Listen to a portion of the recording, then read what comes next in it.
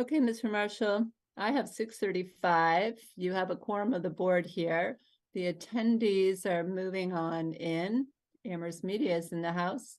It looks to me like you're good to go. All right, thanks, Pam.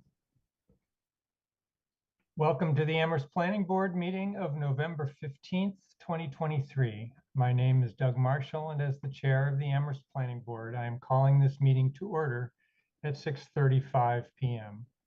This meeting is being recorded and is available live stream via Amherst Media. Minutes are being taken. Pursuant to Chapter 20 of the Acts of 2021 and extended by Chapter 2 of the Acts of 2023, this planning board meeting, including public hearings, will be conducted via remote means using the Zoom platform. The Zoom meeting link is accessible on the meeting agenda, posted on the town website's calendar listing for this meeting, or go to the planning board webpage and click on the most recent agenda, which lists the Zoom link at the top of the page. No in-person attendance of the public is permitted. However, every effort will be made to ensure the public can adequately access the meeting in real time via technological means. In the event we are unable to do so for reasons of economic hardship or despite best efforts, we will post an audio or video recording, transcript, or other comprehensive record of proceedings as soon as possible after the meeting on the Town of Amherst website. Board members, I will take a roll call. When I call your name, unmute yourself, answer affirmatively, and return to mute. Bruce Coldham. Doug, I'm here, and I should say that I'm not feeling terribly well, and I'll try, but I may not last the meeting out. All right, thank you. Jesse Major. Present.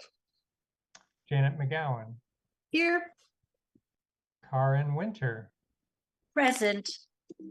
Has Fred Hartwell arrived? I do not see him, so we'll have to notice when he shows up. I, Doug Marshall, am present, and Johanna Newman. I'm here. Thank you all. Board members, if technical issues arise, we may need to pause to fix the problem and then continue the meeting. If the discussion needs to pause, it will be noted in the minutes. Please use the raise hand function to ask a question or make a comment. I will see your request and call on you to speak. After speaking, remember to remute yourself. For the general public comment item is reserved for public comment regarding items not on tonight's agenda. Please be aware the board will not respond to comments during general public comment period. Public comment may also be heard at other times during the meeting when deemed appropriate by the planning board chair. Please indicate you wish to make a comment by clicking the raise hand button when public comment is solicited. If you have joined the Zoom meeting using a telephone, please indicate you wish to make a comment by pressing *9 on your phone. When called on, please identify yourself by stating your full name and address, and put yourself back into mute when finished speaking. Residents can express their views for up to 3 minutes, or at the discretion of the planning board chair. If a speaker does not comply with these guidelines or exceeds their allotted time, their participation may be disconnected from the meeting. All right. Let's go ahead into the first item on our agenda, which is minutes. And Chris, I don't believe we have any minutes in our packet for this evening. Is that accurate? That is accurate. We do not have minutes. We are missing 2 minutes from your regular meetings and 2 minutes from your in-person meetings, but we'll put our noses to the grindstone and get those done as soon as we can. Okay, thank you. So we will move on from there. Let's see, participants. I see that we have 21 public participants in the attendees list. I'm sure some of them are part of tonight's presentation, but this is the time that I usually read the names of the people that I can see in the attendees list. This is so that those attendees can see or can hear who else is in the meeting. that, so I see Alex Lefebvre, Austin Surratt, Bob Parent, Bonnie Eisman, Elizabeth Vierling, Eugene Gofredo, Farah Amin, Ginny Hamilton, Georgia Barnhill, Jess Schoendorf, Josephine Penta, Kent Farber, Lee Edwards, Mara Keene, Pamela Rooney, Rachel Loeffler from Berkshire Design, just the name Rob, Sharon Sherry from the library, Tamsin Ely, and Tim Alex. All right, members of the public, do you have any general public comments you'd like to make this evening at this time on a topic not appearing later on the agenda? In other words, not related to the library.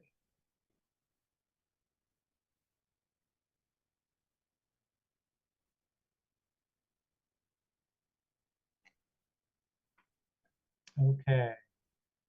So I don't see any hands raised from the public.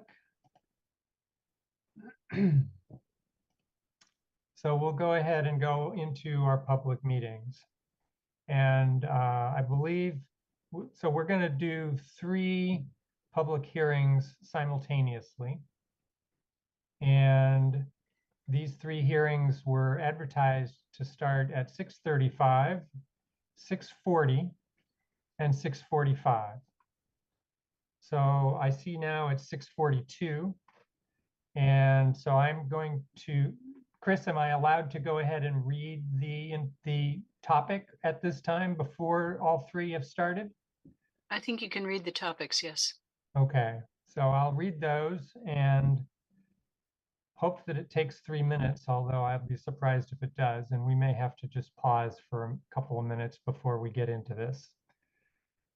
All right, so in accordance with the provisions of Mass General Law, Chapter 40A, this public hearing has been duly advertised and notice thereof has been posted and is being held for the purpose of providing the opportunity for interested citizens to be heard regarding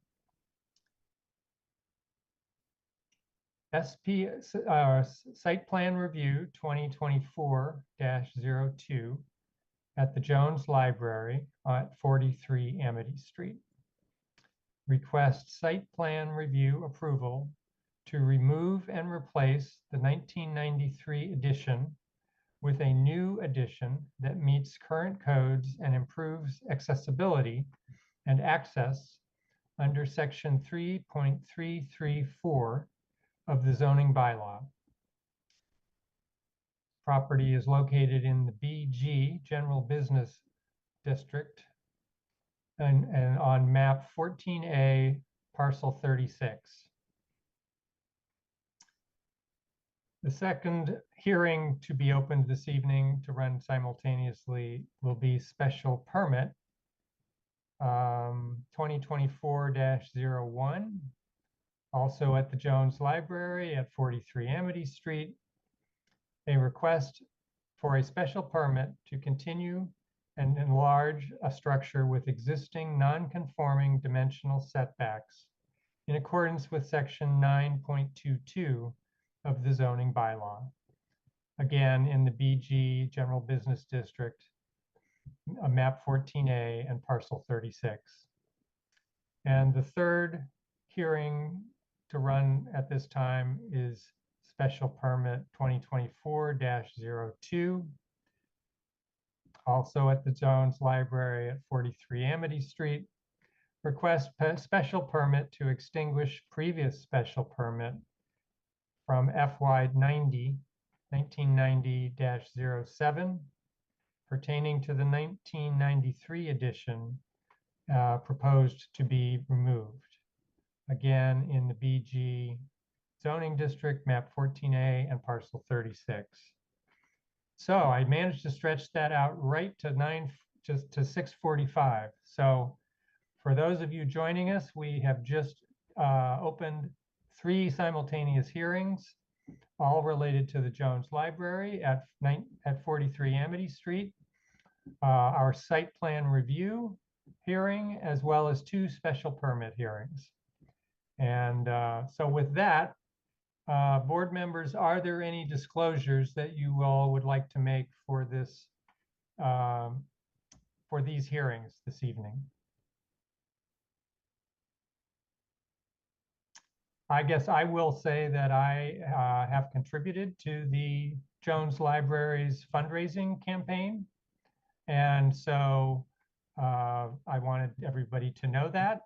I do believe I can be an impartial judge of the issues that will be before us. Anything anybody else wants to say? Johanna. I have not contributed to the capital campaign, but I have contributed to the Friends of the Jones Library. So I don't, in the spirit of disclosure, I also think it makes it possible for me to participate in the conversation and vote. Okay. All right, thank you. All right, so let's see. So with that, I guess we should welcome the members, the applicant's representatives. Sharon, I see you. Maybe you ought to take the lead, introduce your team, and give us your presentation this evening. Sure. Hi, everybody. I was wondering if you could let a couple more people in. Sure. Who would they be? Can we start with Trustee President Austin Sarah?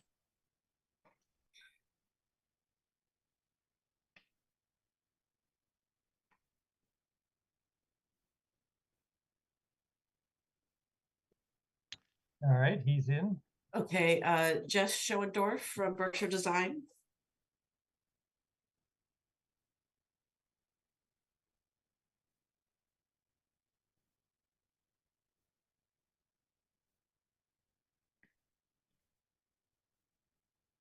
There we go. Tim Alex from Colliers. What was the name again? Tim Alex, A-L-I-X. Okay.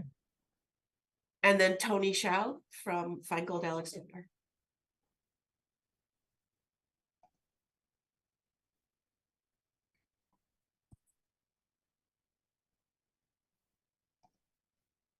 And there is our team. I'd actually like to invite Austin Sarah, President of the Trustees, to introduce what you're about to see this evening.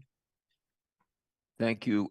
Thank you to the members of the planning board for the work that you're doing. It's a pleasure to be here, and we're really looking forward to the conversation that we're going to have tonight. I'm again grateful for your attention. I'm also chair of the Jones Library Building Committee, and we are thrilled to have representatives of Berkshire Design and FAA and Colliers here to speak to the issues before you. So I'm going to actually ask Tony, who from your team will be going first? I will make the introduction, and we'll start Thank with. you. Thanks, Austin. I'm Tony Shaw from Feingold Alexander. We'll start with our portion first related to the building, and then we'll follow by Rachel on the landscape and site work. So I'm going to see if I can share a screen.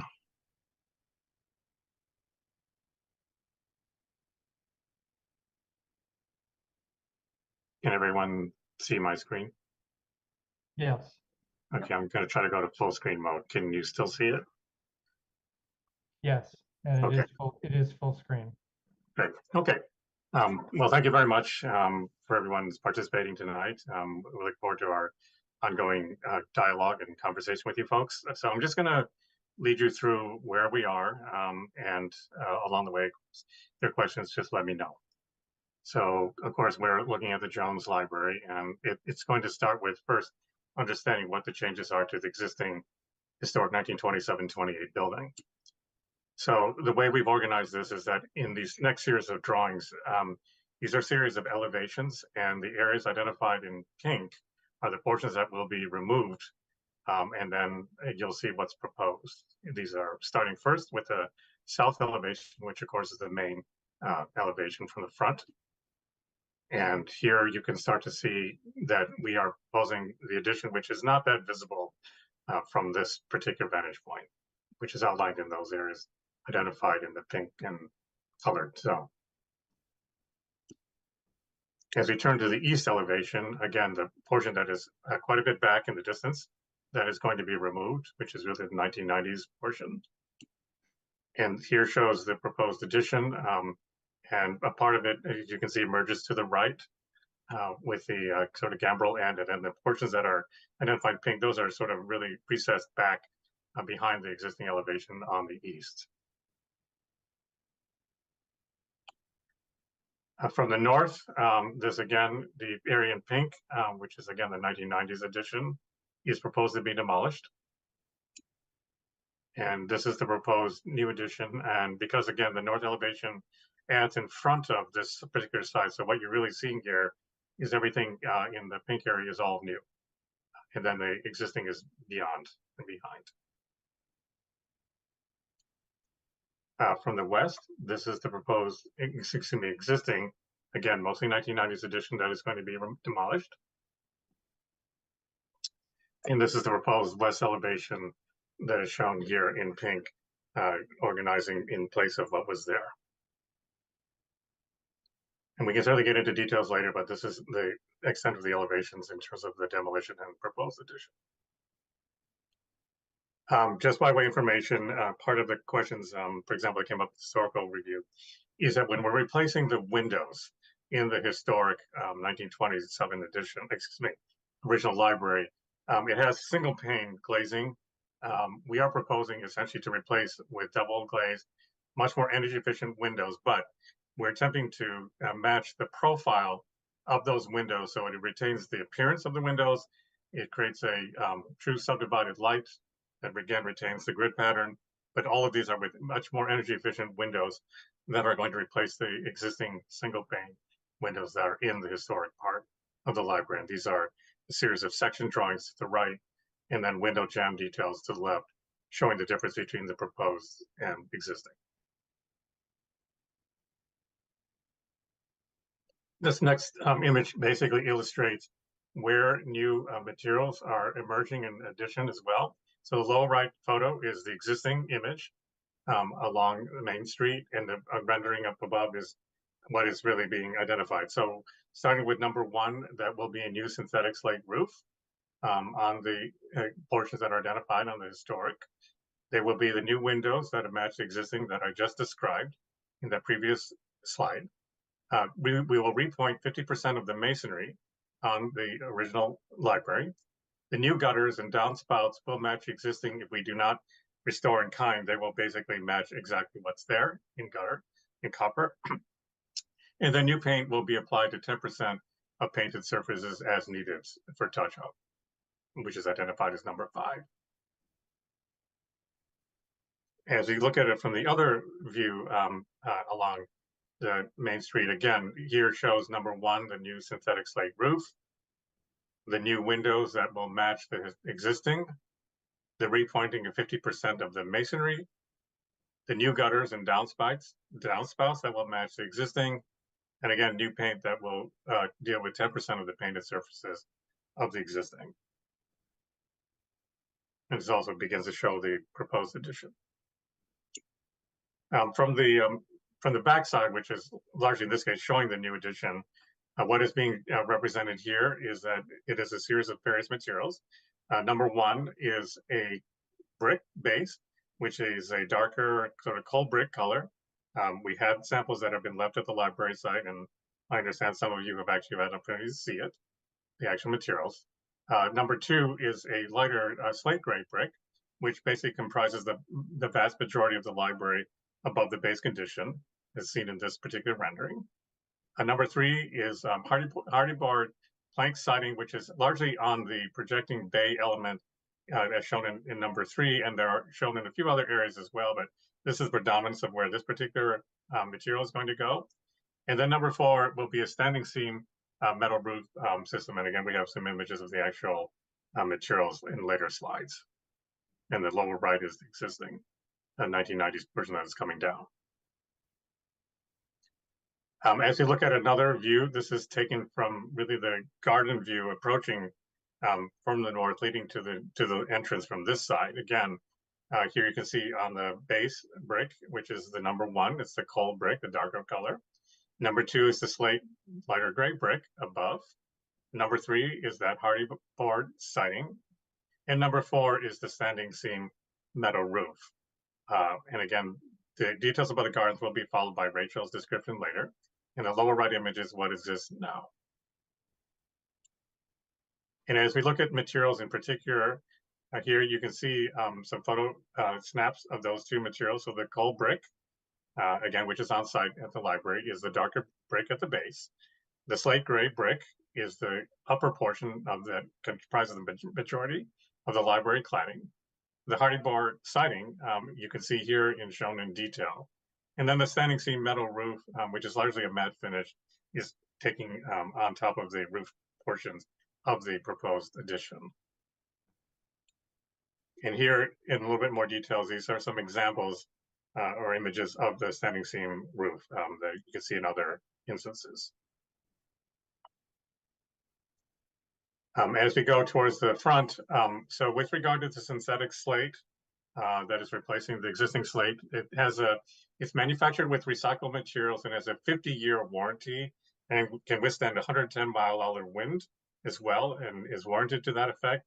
It's available in a wide range of colors, and essentially the cost of it is approximately $30 a square foot installed, compared to the natural slate at $45 a square foot. So it's definitely saving some significant dollars while still being a very high quality slate, a synthetic slate product.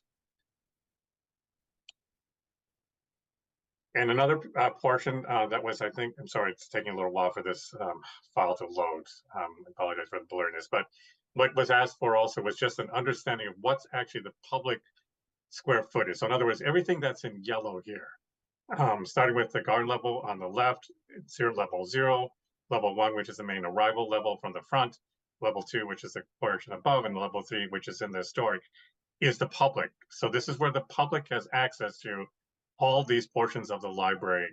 And then the areas in white, which is an art color, are essentially private staff areas or voids in cases of double height spaces, which the public generally just does not have access to. But you can see it's a very large extent of the library, essentially, that the public has access throughout.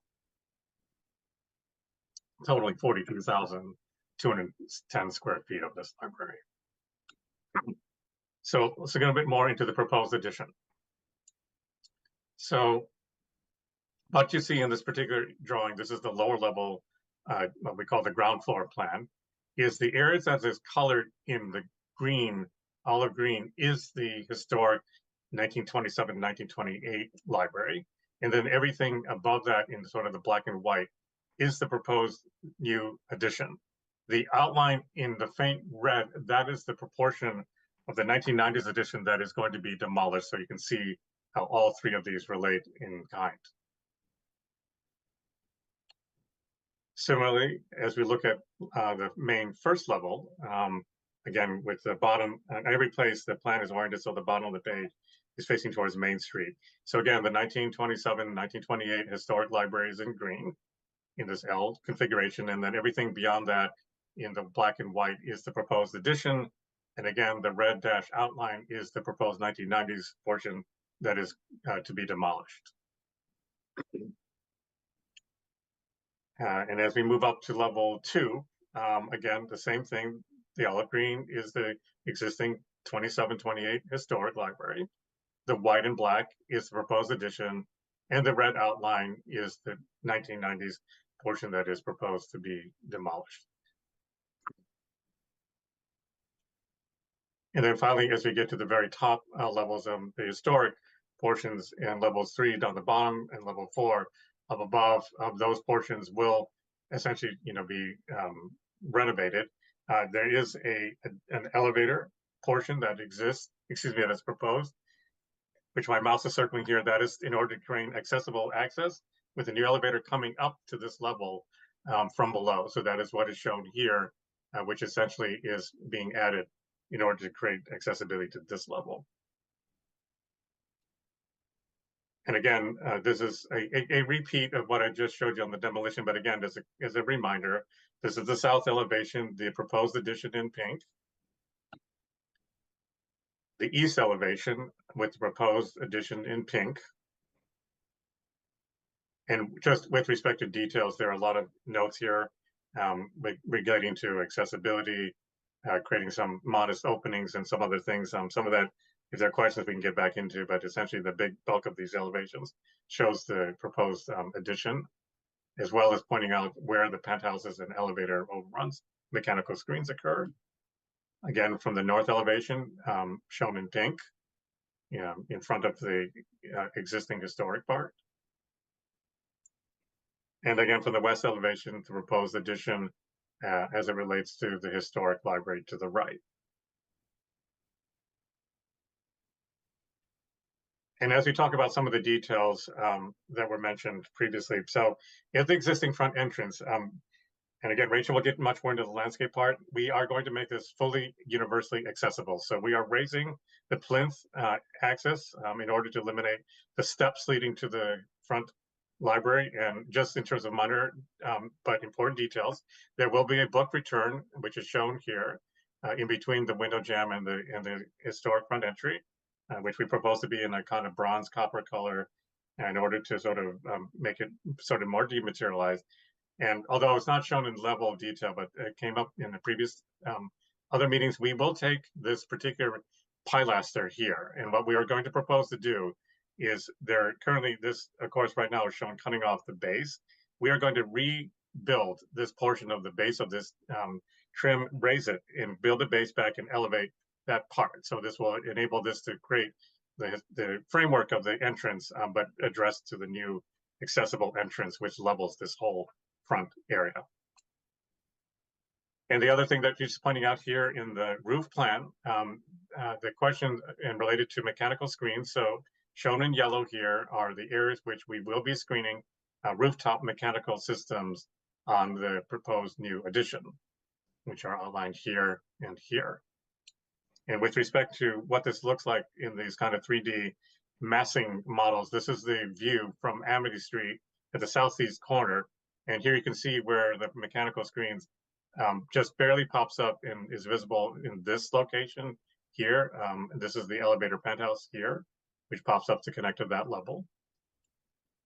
From the Amity Street looking at the southwest corner, again, here you can see where the proposed mechanical screen is shown here, which is on the new addition. From the North Prospect Street elevation, again, you can see where the mechanical screen, which is almost not really visible on top of the existing, related to the new. And finally, from the north corner of the proposed addition here, you can see where that mechanical screen is just visible, peeking up here at the backside of this proposed new addition. The details of that proposing is essentially a metal system. We'll have a very fine-grained pattern to allow air to flow through, but we'll screen the mechanical equipment behind.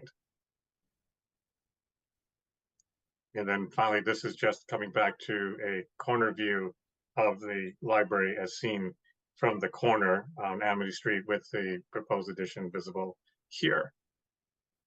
These next series of images that I'm going to lead into, Rachel will now talk to the landscape details and design. So just tell me when to advance, Rachel. Thanks, Tony. Thanks, everyone. So we'll provide some more of these presentation graphics to talk about today, but any of the specific questions you have, we can answer. And then we also have included in this presentation copies of the technical drawings that were submitted as part of the permit application. So happy to talk about whatever is helpful today. So this first image shows, can you go back, Tony? Sure, sorry. first image shows the extent of the property line for the Jones Library and its relationship to the abutting properties and uses.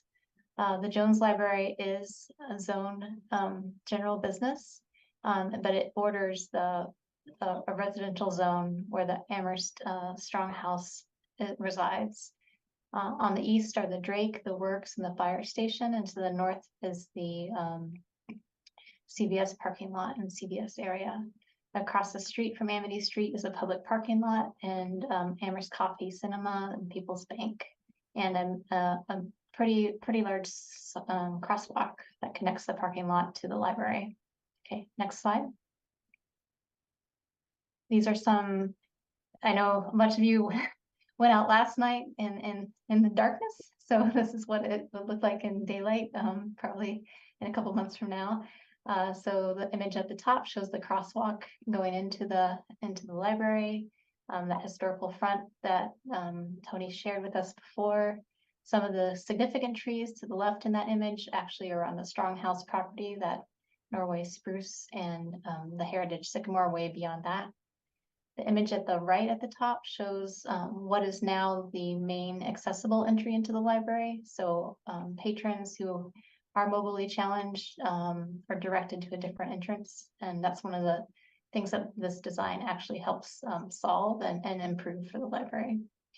The image at the left in the middle shows the connection from the Strong House to the street with oversized Goshen stone steps. And images at the bottom show the current condition behind the library on the north side as we look towards that CVS lot, which actually is really an undulating landscape with earthen mounds that are 3 to 4 feet high. And we, looking back at plans from the 1990s, it looks like that pathway was actually cut into existing grades to get access to the lower level. The image at the right shows that heritage sycamore, which is a very beloved tree in Amherst, which we're going to try to protect in the project. And the image in the lower left shows that existing entrance on the north side. It's really hard to see. It's blocked by vegetation and terrain. So it's another area that we're going to improve. Next slide. Sure.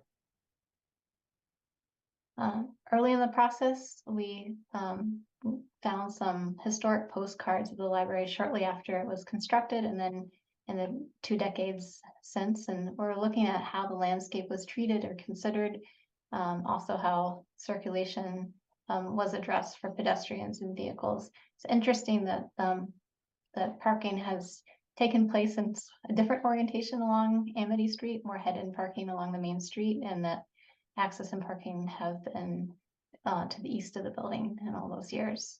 Okay, next slide. This is a view similar to what we saw before, with some coloration to identify different areas of the existing site. So the beige color shows areas of paving, the dark green shows areas of planting, and the light green shows lawn areas. You can see from this from the slide, there are 2 Chinese dogwoods out front, flanking the front of the building that will be retained. Some of the smaller trees around the periphery are going to be removed, and 2 large shade trees in the back are going to be removed. One is actually is thriving because it has grown into the existing sewer line, so it's getting lots of wonderful nutrition. But unfortunately, that line is not in good condition and has to go, and so does the tree. And the other tree is where we would need to manage stormwater on site, and I'll talk about that a little bit more later. Next slide.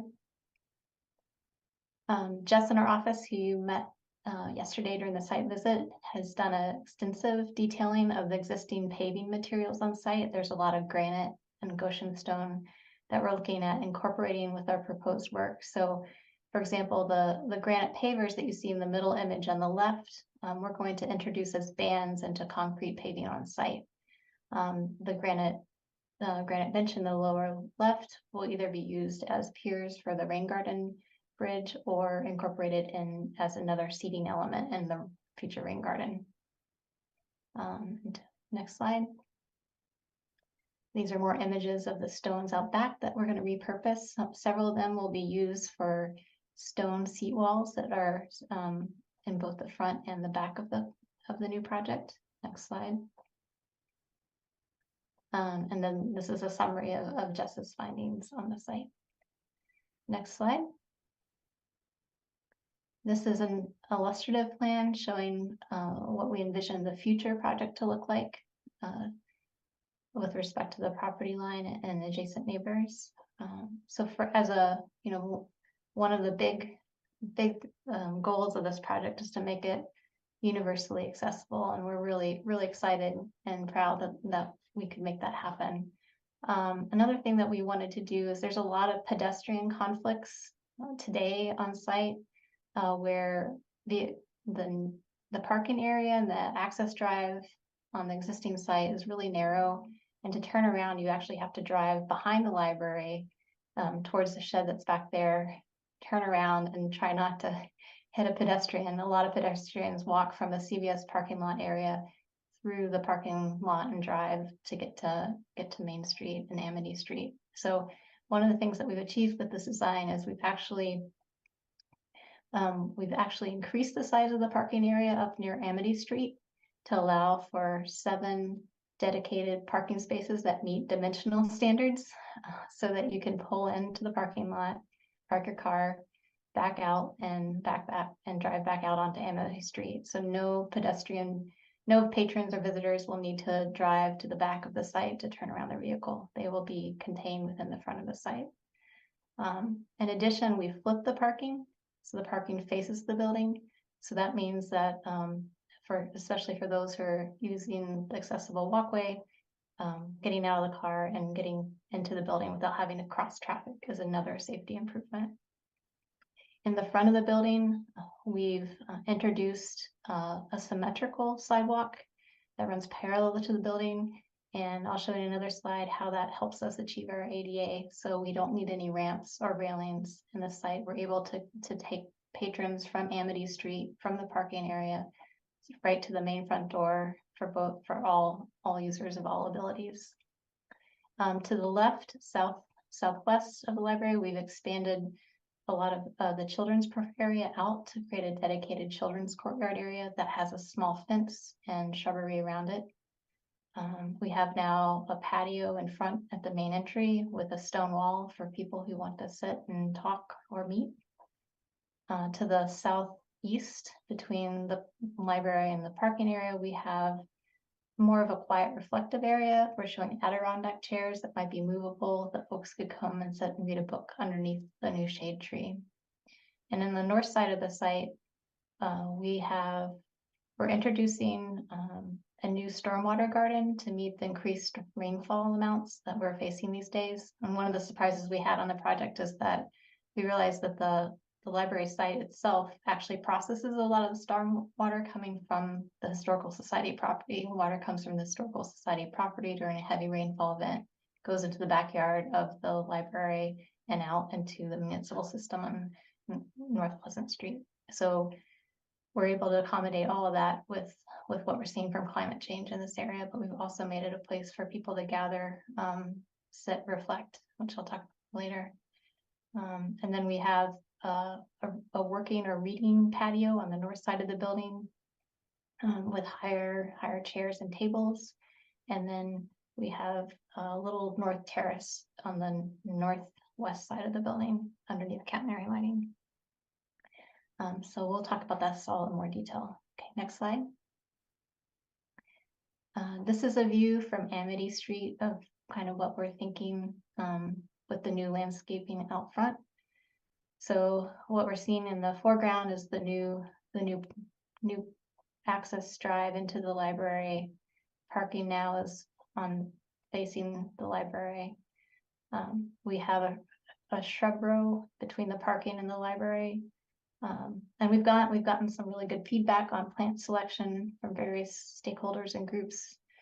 So what's shown here on the right is oak leaf hydrangea. And one of the comments we got from the design review board is that closer to the street along this row that we might want to consider a smaller shrub, which we have in our plans. And then in addition, in that southeast corner is the sourwood tree, which is a lovely native tree. It flowers and turns red in the fall. It'll be a nice, small, not too big, not the Goldilocks of trees, not too big, not too small. Provide a little bit of shade. We're proposing 2 magnolia trees out front. Again, they're in that 25-foot height range at maturity. They'll provide some seasonal color and interest and really frame the library. Next slide. This is a view from the north side. So if you were standing at the CVS parking lot and looking towards the new addition of the library, this is what you would see. So we have the new 2 accessible walkways with direct access to the north entry of the library. We've got our stone walls and seating area on the north side of the library. We have the slightly recessed stormwater garden with sedges and bulbs and stepping stones. We have a retaining wall at the border of the Historical Society property. And we're proposing new trees within the site. Next slide. These are some section elevations through the landscape, through the sidewalk at the front. So the one at the top is a slice through that accessible walkway that I described, showing how we're able to stay under 5%, making sure that we're able to bring people up to the finished floor of the main door. So people will be able to walk into the building easily. And the one on the bottom shows the same, how we're making that accessible connection on the north side flush. Next slide. On the west side, the Historical Society property side, we are going to be removing some shrubs that are there now and concentrating any pedestrian circulation at the existing building as an emergency egress only. Again, that's an accessible walkway with a low site retaining wall. And then on the east side, we are able to provide a 4.85% walkway all the way from that parking lot up at the top towards Amity Street all the way to the back. So we now have a dedicated accessible pathway from front to back, north to south as well. Next slide. Site lighting fixtures. We do have a bit of a challenge at this site in particular. One, we want to be dark sky compliant and minimize light trespass and be as dark as we can be, but at the same time we want safety and visibility, and we also have a historic preservation restriction on the property, and they're keeping in character with that, with the historic site and what's there already on the building. So we're sort of trying to navigate these different priorities and making the best decisions we can. So when we looked at lighting the site, we tried to reference the existing light fixtures that are there today and that are out at the street to kind of keep in character, but improve the optics and the photometrics on them so they will have less of an impact. So the image at the top shows sort of the globe light pole top fixtures that are in the backyard today. And then the image on the right shows the large 20-foot high arm fixture right up front. So when we looked at the site, anywhere where we need to have pathway lighting pole mounted, that the fixture on the left, lower left, we used another pole mounted fixture, similar kind of shape and size, more angular, but it's allowing us to introduce shielding within. So I'll talk about this in more detail, but it does reduce the amount of light trespass and impact on the project. The next, and the one on the right, is our parking lot fixture light. So where we have parking lot fixtures, again, these are smaller in height. They're only 12-foot high, not the 20-foot high that you see at the street on Amity Street. But these are also, you know, they've got a full cutoff fixture and kind of keeping that character as we move around the historic side of the building. Next slide. We really also try not to have vertical obstructions between the public right-of-way, the public street, and the front of the building. So we tried really hard to avoid having pole mounted fixtures out front in front of the building. One, because that might impact our standing with the historic preservation restriction, and two, from a perception level, as many barriers as we can remove, vertical barriers between someone and the front of a building, makes it feel more inviting and welcoming. As we went through many iterations on this photometric plan, it looked like we could not provide enough lighting with just wall mounted lighting and the pole mounted lights that we mentioned before. So we added in bollard lighting along the front in the planting bed, so that we have this 24-inch metal bollard light. It's painted the same color to match the site fences, and it is in the shrubbery, so it will be less of a visual barrier, but it'll provide some of that essential lighting on the front path. In addition, we've introduced some underwall lighting underneath the seat walls that are at the front, again, kind of helping sneak in more lighting along that pathway. What's nice about both of these is that the light levels are really low to the ground and will be less likely to provide glare in someone's eye as they're walking. Next slide. This is a breakdown of all the fixtures on site, where they're located and their bug rating. Bug is a way to quantify the light impacts. So and the bug is uplight, and bug uplight of 0 means great, there's no uplight at all, which means it won't be contributing to the light pollution. B in the bug is backlight, and that's anything that's going behind the fixture. And G is glare, anything going in front of the fixture. So each of these lights have different ratings of bug. Tony, would you be able to zoom in at all to the? I'm not sure I can do that on this share thing. Let me see. Oh, maybe. Maybe try Control Plus. Let me see if I might can do work. that.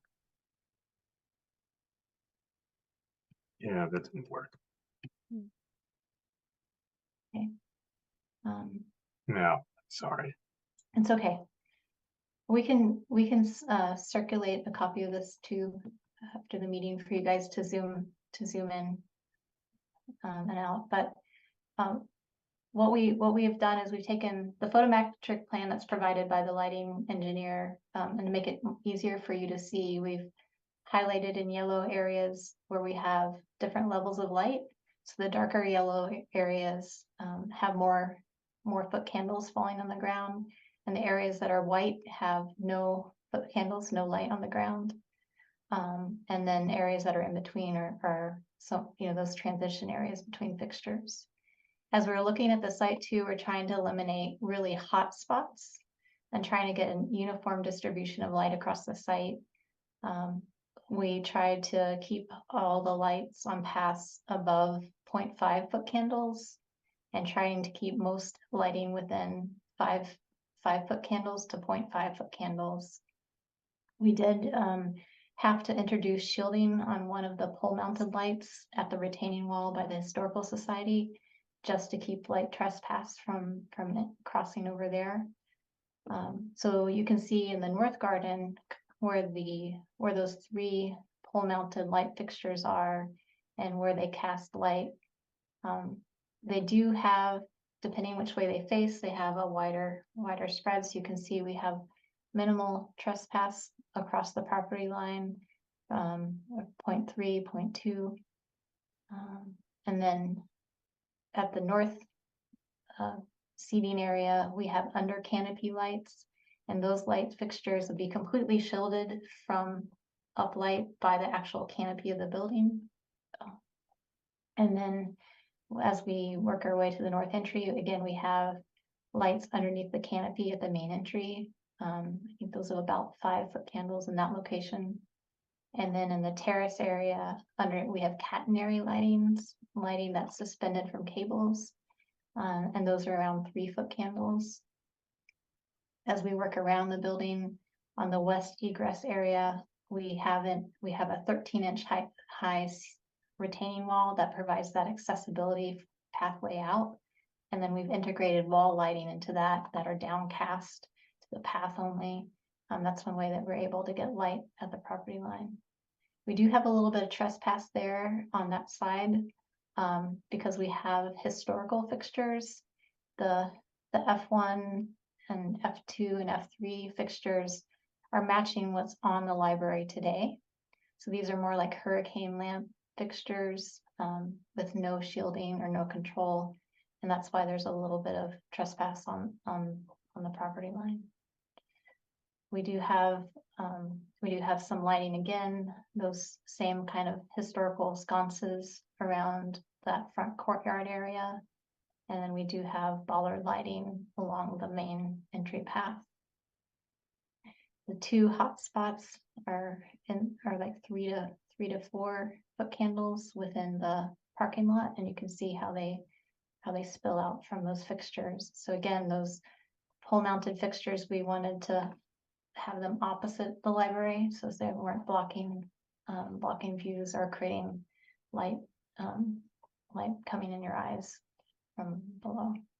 And the fixture at the street sheds a lot of light now for the crosswalk, but as we get towards the Historical Society property and right away, there's 0 foot candles there. Okay, next slide. This is a slide showing some of the materials that we're thinking of as in the project. So the image at the upper right shows the type of fencing that we're planning for the dumpster enclosure. Originally, this was going to be 6 feet high from the top of the fence to the bottom, but during the Historical Society review, it was pointed out to us that we might want to go higher just to be sure that we're screening the dumpsters from view. So right now, the revised plans we sent you show a 7.5 foot high fence for this area to accommodate that grill pattern at the top and complete screening below the dumpster. We do have a series of short stairs at the front just for anyone who wants to take that direct line from the crosswalk into the main library. And we're using a historical type railing for that. That would require a variance from the MAAB, but we've been able to get this variance at Amherst College and other institutions in the area. The railing in the middle right and the middle top is the type of railing that we'll be using on the top of the retaining wall at the back, and also the type of railing that we'll be using around the children's area.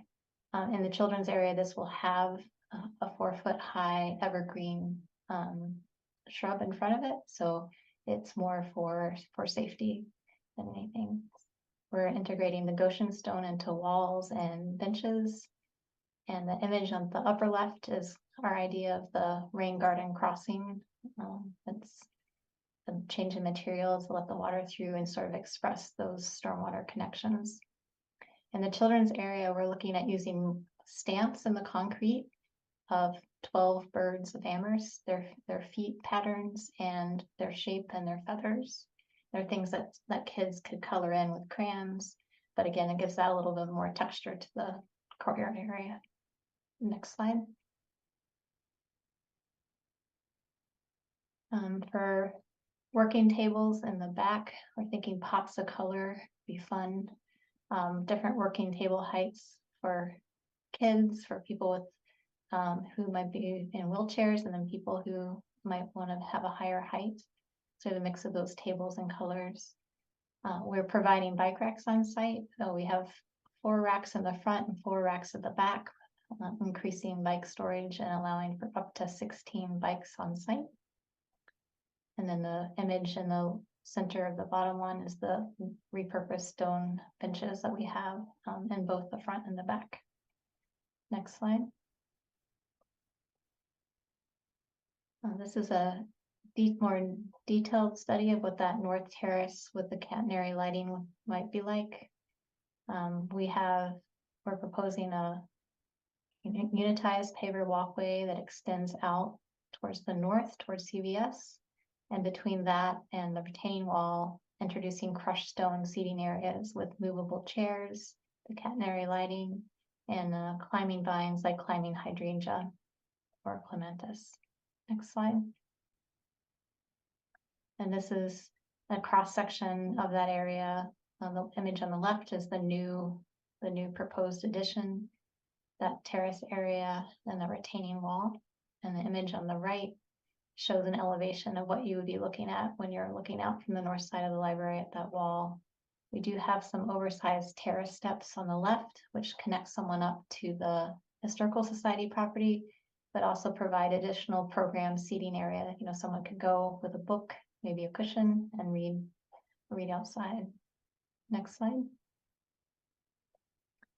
As we developed planting palettes for the project, we thought a lot about the character of the historic front, and how we might, and the character in the back and the new addition, and how we might celebrate those differences while creating a uniform palette.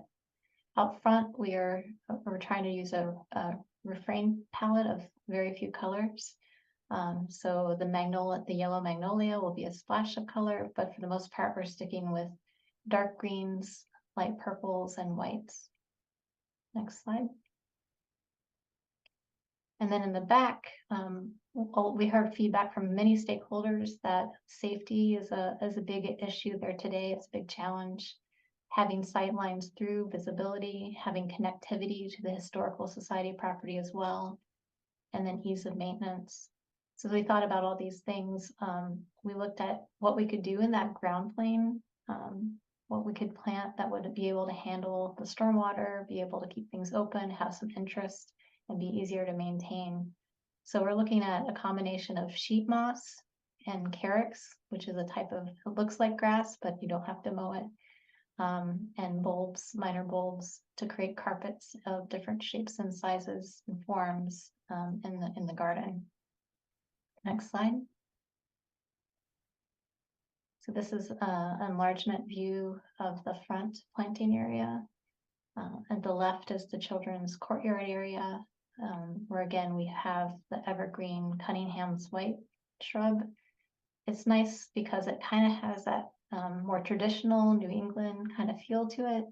It blooms prolifically with white flowers in the spring, and it kind of has softer edges. It's not something that we would be trimming. It would be allowed to take its original form, and it's very well behaved. It doesn't get any higher than 4 feet, so it won't block off views, but it will also be a nice border plant. We've integrated the Chinese dogwood into that planting bed, and then the sourwood tree, which I mentioned before, which can provide a shade for people who want to read in the front. The 2 buttercup magnolia trees on center with the library, and then the oak leaf hydrangea between the parking area and the sidewalk, and the aronia, the dwarf aronia, between the walkway and Amity Street. Next slide. And then this enlargement of the area at the north, the stormwater garden. So again, we have, we are creating a bowl now. And so where things were raised up with the paths cut through, we're actually cutting down a giant, a 3-foot bowl in the back to be able to store the amount of rainwater that is anticipated in our area. In that area, we're also repurposing some of those stones from site to create stepping stone paths that wind through the rain garden, and that'll create, with larger boulders and repurposed granite found on site, more seating areas in the garden. So for trees, we're going to plant 2 swamp white oaks. We originally had a willow oak, which are really lovely, but we got good feedback from the Shade Tree Committee that they don't tend to do so well in Amherst, even though they do well in North Adams. So they advised us that we might want to plant 2 swamp white oaks. Those trees will do really well with climate change. They are well southern adapted and northern adapted, and can handle the drought conditions and the water conditions that we think this area will be subjected to. We have some fringe trees for understory trees along the CVS border to the dumpster for them. And then We're proposing a sassafras tree closer to the library. Again, a good native and one that can handle the incoming climate change challenges that our landscapes are going to face. Okay. Next slide. Maybe let's go up to the couple more slides, Tony. These are the plans that were submitted in the package that you received. And then this is a new plan that, again, we had some really good feedback from Bob Parrott and from Guilford and DPW about what the logistics might look like during construction and how we might want to guide the contractor in making this work. So on this logistics plan, which we submitted in our updated package to you, we're showing construction fencing around the perimeter of the library property. We are showing closure of the parallel parking spaces out front of the library in the right of way, and redirecting the bike lane. We're also showing fencing around the bike lane. We're installing signage indicating that bikes and vehicles have to share the lane of traffic. We've introducing signage to indicate that sidewalks are closed. We're introducing signage across the street from the crosswalks and up at the corners, letting people know that the sidewalks are closed ahead. We're another thing that we found out in this process is that the Drake's emergency exits onto the library property.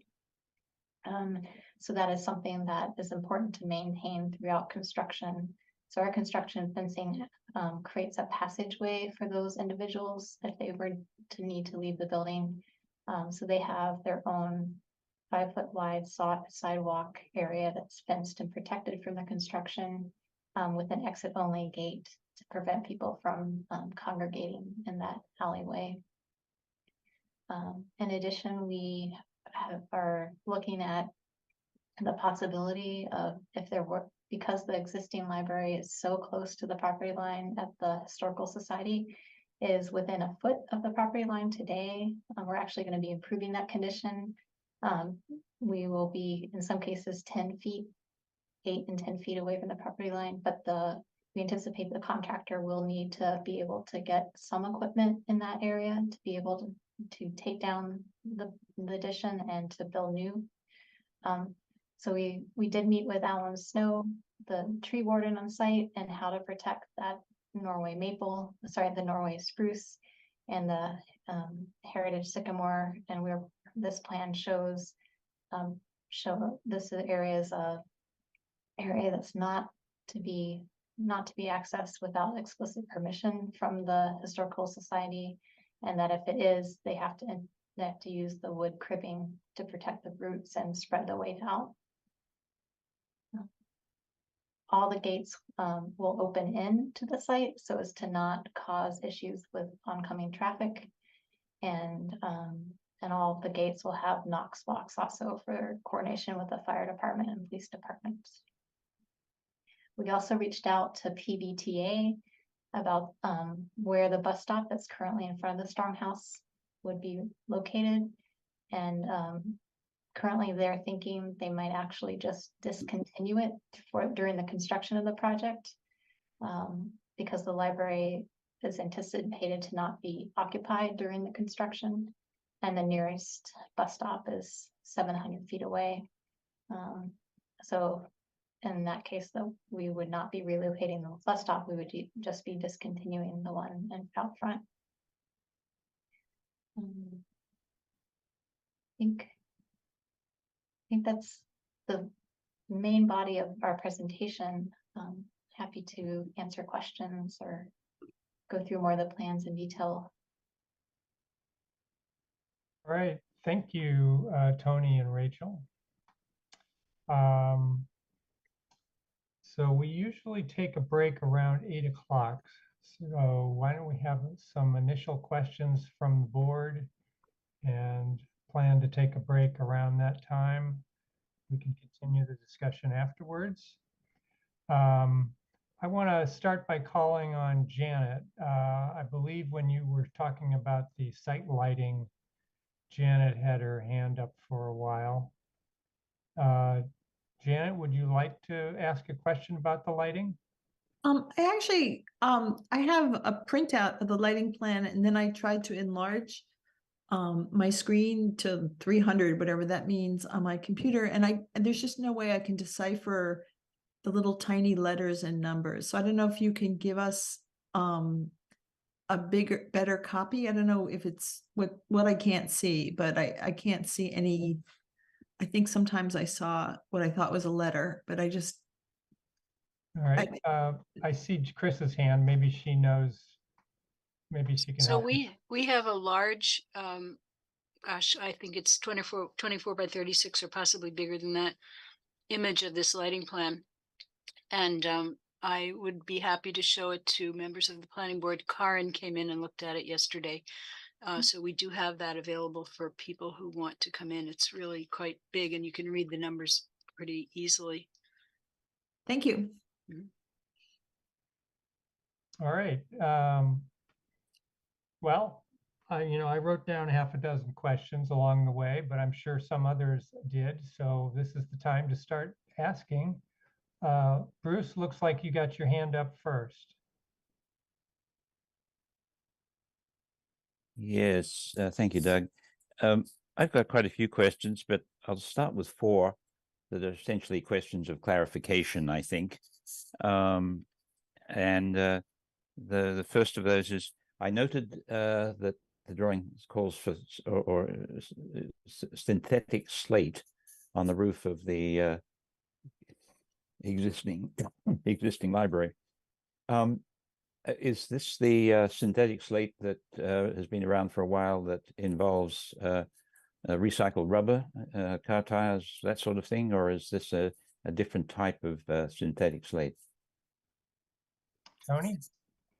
I know, Josephine, are you also on deck here in terms of the specs?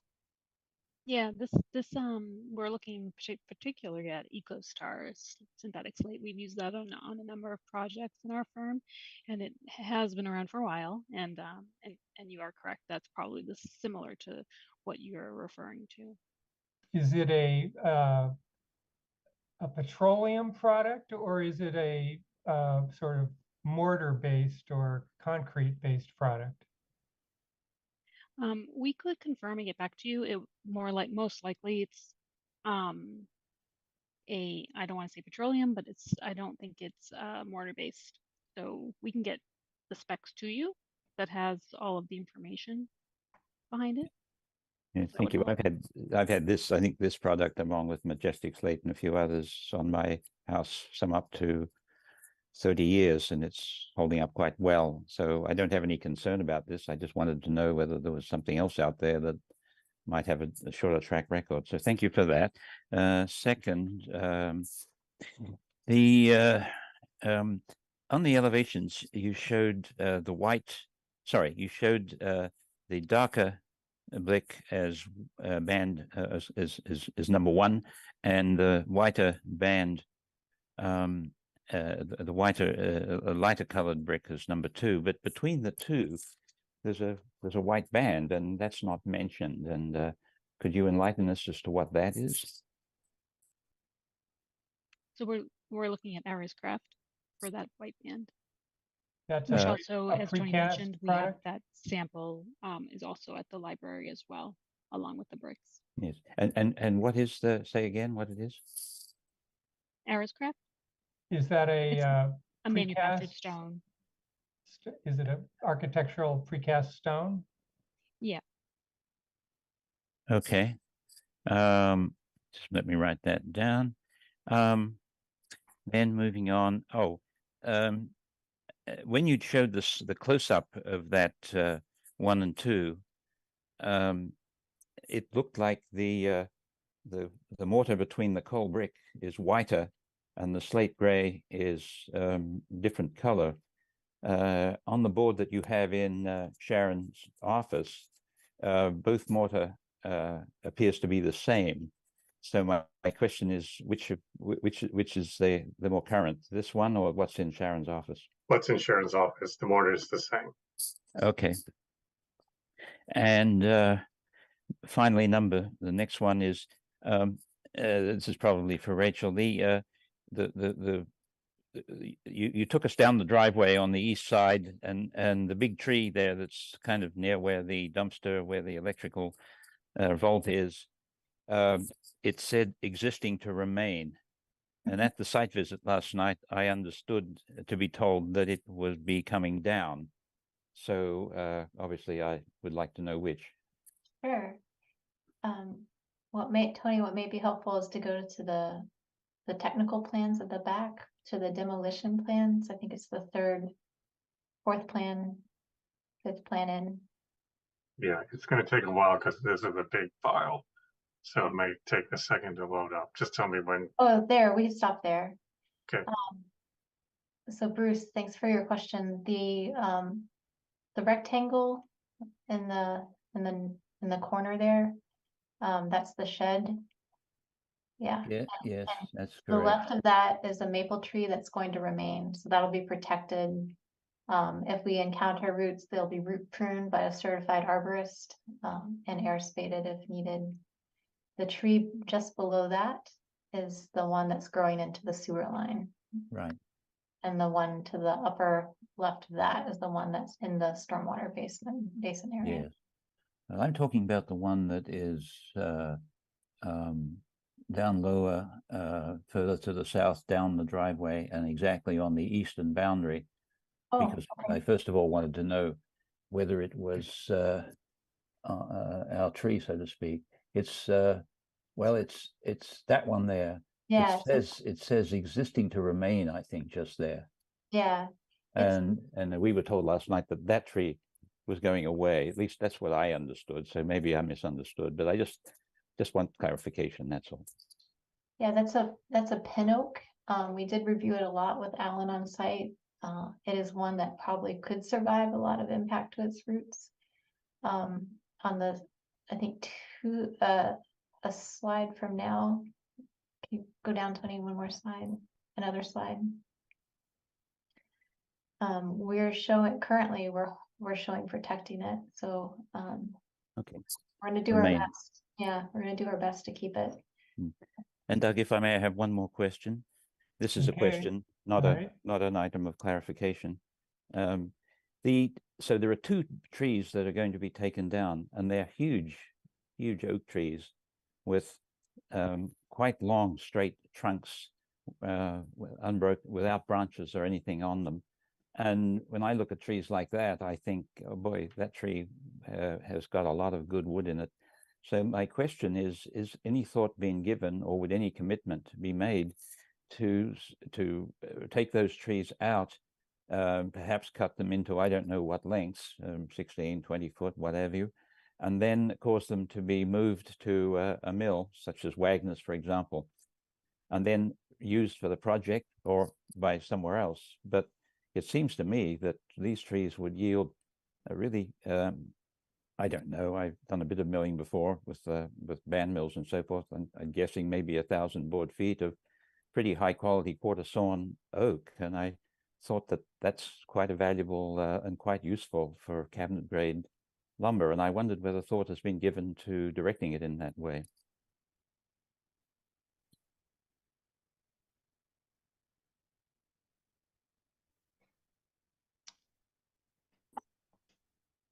So Rachel and Tony, should I take from the silence that no one has been thinking about that?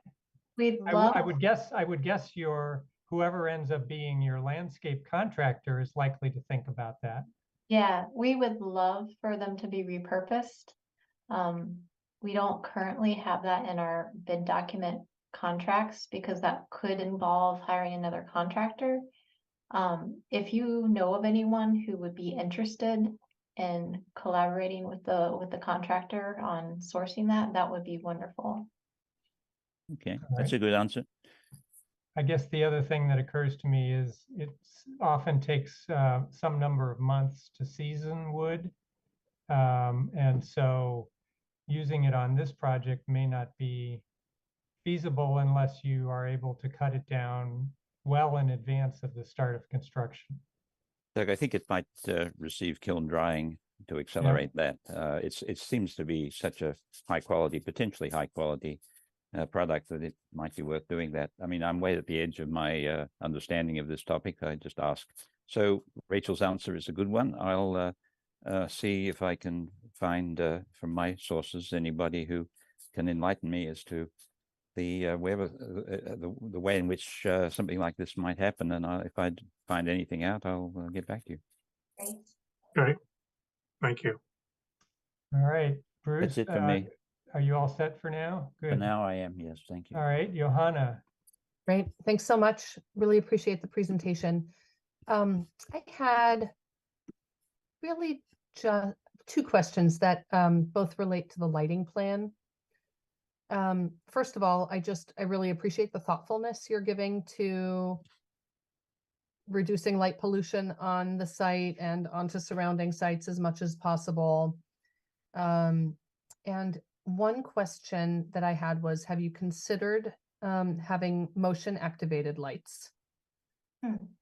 And my second question is, as you were going through the light exposure on the site, I was struck by how relatively much light there is in the rain garden. And given what we know about the impact of constant light on insects that are likely to, make that rain garden home, I guess I would just encourage you to explore options to keep the lighting more on the path and not spilling over into the rain garden as much. Those are my thoughts. Thank you. All right, Janet.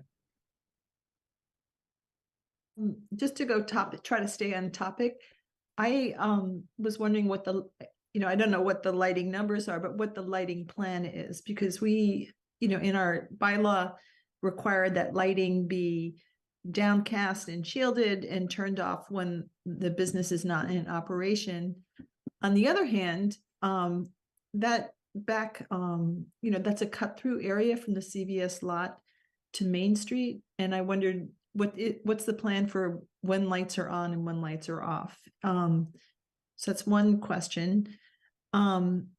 About lighting, I thought the bollards in front of the Jones in the old section just seem really dissonant for the kind of very historic look. And I wonder if there's some kind of lighting bollard that doesn't look super modern like those ones that you had. And then another lighting thing is, I thought the west side of that really doesn't need that much lighting, because really there's no use to it unless people are coming in through the door. I just thought it'd be, darkness on that side would be really beneficial, I think, to the Strong House in its traditional setting. Rachel, can I also just throw in, since it's vaguely related, I was just wanting to, if we could walk through how someone walks through from the CVS lot to Amity Street. There's not a separate lane from traffic or backing cars. So that was a question I had. all right, Rachel. I wonder if I could share screen with the lighting, Tony. Would that be all right? Sure, I'll stop sharing. Let's see if I can do this. Share.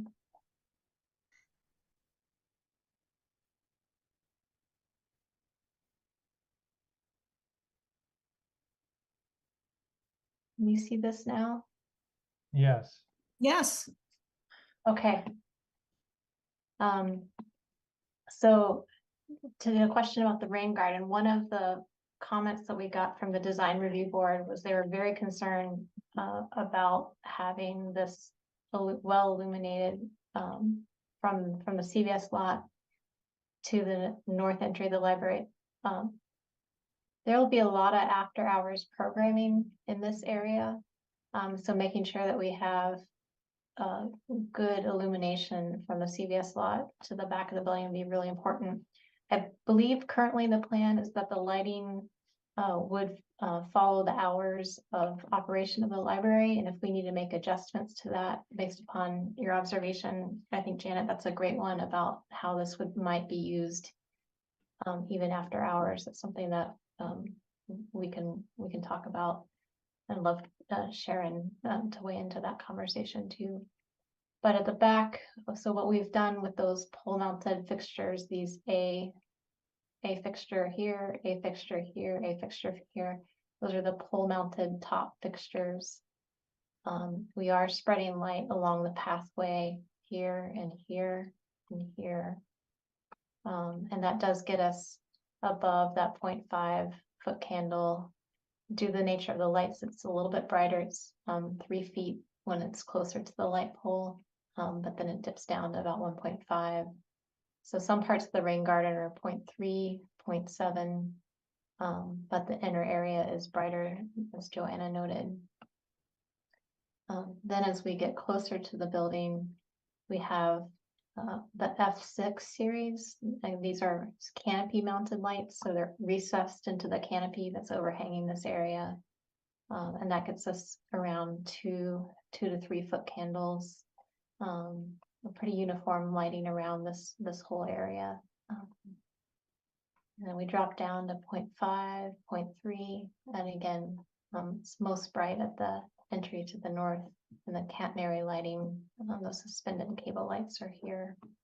So someone coming from the CVS lot would into the north entry after hours could come straight down through this well-lit path. There may be some light spillage from the library itself, from these public spaces, these nice, wonderful big windows, and then entry here.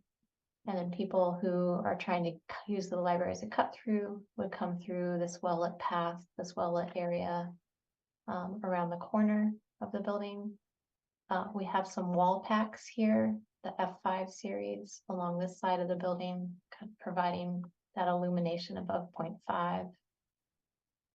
We have another pole mounted site fixture. Again, this is the one with the top on it. We do have a hot spot here. The reason why it's so high is that we were trying to get the spread to illuminate the path for a wider range. We do have some building mounted fixtures here that are more of the historical size. We have a wall pack on the back of the dumpster area. So the dumpster area is well illuminated as well for safety after hours or during darker times. And then we have canopy lights underneath the canopy. This is actually becoming more of a service entry. So if deliveries, but this would not be used by the public. And then we have the 2 light fixtures in the parking area. So from about a little over 3 or 4 down to about 1 foot candle. So it's pretty uniform. So if you were coming from the CVS parking lot, to get to the front of the building, you could either go through the building and come out this side using the elevator or stairs, or you could come through this walkway up along the service walkway, which is sized for DPW trucks if they need to access anything in the back, but come through here and then walk around and the sidewalk. And then folks from the front along Amity Street, if you're coming from Main Street or the Common, you'd walk along here into the library, or if you're coming from points west, you could come along Amity Street and walk in here. As far as the egress area here on the west, this is an emergency egress. So we have recessed wall lights in the wall itself, with 1 hot spot here. And then we do have a little bit of light trespass on the west side, and these are mostly from the historical fixtures, the F2 and the F3, that are causing a little bit of heat. These are the D's are the bollard lights that you were saying, that are more contemporary. And then these are the seat wall lights that are underneath the wall. And I'll scroll on over to this part. So each of these lights our lighting designer has identified with each letter for the light fixture, it's bug rating. So, for example, all of those post-mounted top lights, the A series, they have a 0 uplight, so they're definitely full cutoff, but some of them have various amounts of glare. And so then, let's see, so these are the images of the existing lights, the character that's on the library now that we're preserving, and they of course don't meet the current standards that we're trying to achieve with lighting, but they do have a historical value that we're trying to preserve. And then the F5 series are the wall mounted lights that are in the back of the site on the contemporary edition. And the F6 are the lights that are recessed underneath the canopies that are not visible, that help the canopies act as full cutoff. Okay. I'll stop sharing. Tony, I'll let you go back to sharing. All right, thanks, Rachel. Janet, did you have more questions, or did that address your questions for now? Janet, you're muted. Sorry, those are just questions I had about the pathways and the lighting. Okay. All right. I don't see any more hands. I'll ask a couple of clarification questions. On the site plan, you've described the parking that's off of Amity Street. And I wondered how far back or how far north you customarily expect vehicles to be, particularly since that seems to be a primary pedestrian cut through around the building. At what point as a pedestrian do I need to be concerned that there would be vehicles? That's great. We're using on the site, that's great, Tony. That's a perfect one. On the site plan, we are marking where the pedestrian zone really begins and ends with unitized pavers in the parking area. It's kind of an indication that the parking area is on one side and that you're entering a new zone. That plus the dumpster and the change in materials. So the parking area is asphalt, and then the walkway is concrete. So I think those 3 or 4 things together kind of will help code that you're in a pedestrian, you're in a different zone. So the dumpster closure will kind of act as a narrowing. And then we will have signage also for, no vehicles beyond this point. But then we also have the queuing of the unitized pavers and the service area. So from the point of view of the daily operation of the library, there's no need for delivery or service to go beyond that change in pavement. Nobody to go beyond the dumpster enclosure. I think if we did have a service truck, like a box truck of some sort or a van, they could pull beyond the unit pavers into that zone between the unit pavers and the dumpster area. And then when the dumpsters do come and pick up trash, they would drive up to the dumpsters, open the gates, and empty the dumpsters in their container. Okay, so I was just concerned about things like the interlibrary loan truck and whatever happens on a normal day. Okay, so then second of all, the ornamental trees you have around the front of the building are in your renderings, they're small and they're ornamental.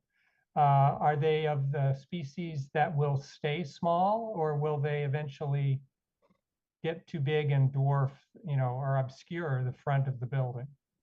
That's great. We had some really good feedback from multiple people on the tree selection. So we've had input from the tree committee, some members of the gardening committee. So both the magnolia tree and the sourwood are not going to dwarf the front of the front of the building. Okay. And then the last question, I guess it would be you guys that could enlighten me about a historic preservation restriction that's on the, whether it's on the building or is it on the property? And being more of a modernist myself, I just wondered whether you were really prohibited from having more contemporary fixtures on site or not. It extends to both the property and the building, so any landscape improvements have to go for review by the Historic Commission under the preservation restriction. So anything, So is it really up to the Historic Commission? If tonight they're feeling like contemporary fixtures are okay, they might approve that, or you know, they would consistently say you need to have a circa 1925 fixture on that property. the National Park Service outlines like 9 different points of criteria that we should use when undertaking a project like this. And one of the tenets is both to preserve what's there in character, but not try to emulate it exactly. So there's language that would suggest that contemporary fixtures are acceptable on the property, as long as they, you know, as long as they're not trying to be the same. So it's a bit of a understanding what you're protecting, and then also being really clear about what is new. And a lot of that interpretation and evaluation, I believe, and Christine and Nate can advise, I believe that is often under the Historic Commission's purview. Okay. Thank you. Bruce, why don't we get to your questions and then we'll take a break. It's one question, Doug, and it's just to follow up from your observation, which I had as well. It's another one of on my list here, but a good time to ask it, I think. I too looked at those F1, F2, F3, and F4 fixtures and had more or less the same reaction, I think, to you. It seems to me that we are, you know, we've had 100 years of lighting technology improvement, and I would hope that we could benefit from that on the project. And particularly, I think it's been clear for years that these kind of lantern lights hung adjacent to doorways are kind of atrociously glary. They're very uncomfortable to walk into, and so I would wonder whether and why we couldn't create them either on the building and have them wash the wall below them, or use where there are canopies, porches and so forth, simply install them into the ceiling plane of the porch. Because it seems to me that this is going to be a fairly disagreeable experience for people who are approaching these entrances at night. And I would love to think that I wouldn't be confronted with glary light fixtures just because that's the way they were 100 years ago. Can you move the ball forward on that? I'm not sure who you addressed that to, Bruce. Oh, I guess it's to a fine called Alexander, but I'm not sure because yes, I think they're lights off the building. All these F fixtures look like they're building mounted illumination, and whoever is more familiar with the, as you asked, the restrictions of the Historic Preservation Order. I mean, I know that the secretary standards can be unreasonably recalcitrant in this way. So I'm not necessarily expecting that common sense can prevail here, but it would be nice if it could, and we could take advantage of what we've learned over the years. All right, I see Nate's hand. Maybe he's got a comment about that.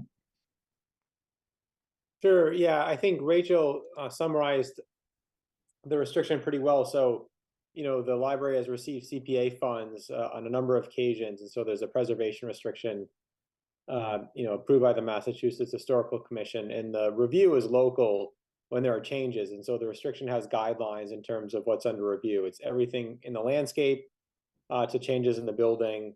It's really dealing with the exterior of the site, both proper, you know, site and building. And so they have guidelines in terms of what is considered major or minor alterations and when that needs to be reviewed. So like a removal of mature trees or landscaping needs to be reviewed, lighting, changes to buildings, demolition, changes in material. In this project, the National Park Service has 4 categories in terms of historic preservation. If it's rehabilitation, strict preservation, restoration. And so this is a rehabilitation project, and it does allow for modern materials or, modern additions. And so some of it is balancing, what does that mean, and where it, how is that applied? And so, the chair of the historical commission attended a workshop on this and said, they said, for instance, this rear addition that's happening, it actually is better if it uses modern material and takes on modern form, because it's a modern addition. It would be really, unless you're going to really make it look exactly like it was built in 1927, it could actually look like a cheap imitation. And so, in terms of the lighting, some of that was not just necessarily driven by the preservation restriction. It may have been what was decided by the building committee of the library, perhaps just because it was in keeping with what was there on the building. I'm assuming that, the lumens or the light color could be adjusted so it's not as glaring as older lights could be, right? You could have a softer, warmer light, just enough to provide the foot candles necessary to illuminate the doorway or walkway. And so, the preservation restriction doesn't preclude a modern fixture. It would just need to be reviewed by the historical commission. And so that's, we didn't prescribe these light fixtures as part of the restriction.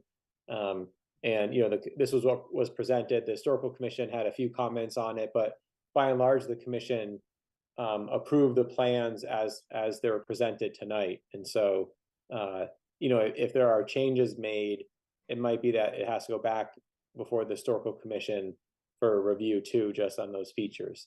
One thing, for instance, that was discussed was the windows in the original library. They're trying to keep true divided light, but simulated divided light where there's nothing between the glazing could be acceptable. And so, that's something that, is to me is not that big of a deal from the street, but, they are really trying to keep the character of the windows and have a true divided light, even with the new windows. So, I think that for the planning board, I think, you should go through it and have recommendations. And if things need to go back to the commission, to me, that would just be the process. Or we can consider it, is it major enough that it needs to come back, depending on what the changes are. All right. Thank you, Nate. That's very helpful. All right, Bruce, since you only had one question, I'm going to assume your hand is just a legacy. And so we'll go ahead and have a break. And Janet, I know you had your hand up and pulled it back down, so we can entertain more questions after the break. So I have 8:12 at the moment, so we usually take a 5-minute break. I think that'll bring us to 8:17. So if you all can turn off your cameras, mute yourself, and plan to be back with your video on so we know you're back at 8:17. Thank you. Doug, what is your anticipated end time? We generally don't have any idea when things will end. Okay, thank you. I mean, we probably won't want to go much beyond, I don't know, 9:30 or something this evening, depending on how the conversation goes. Thank you.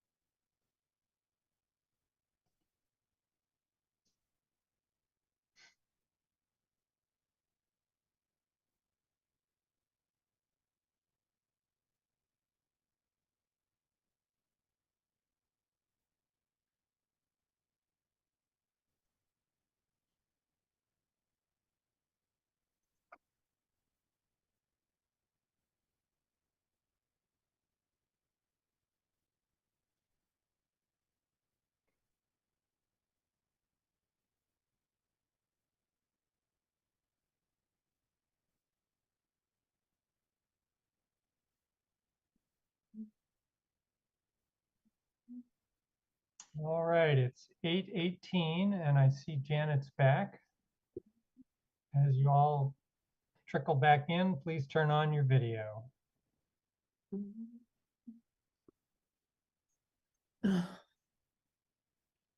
Great.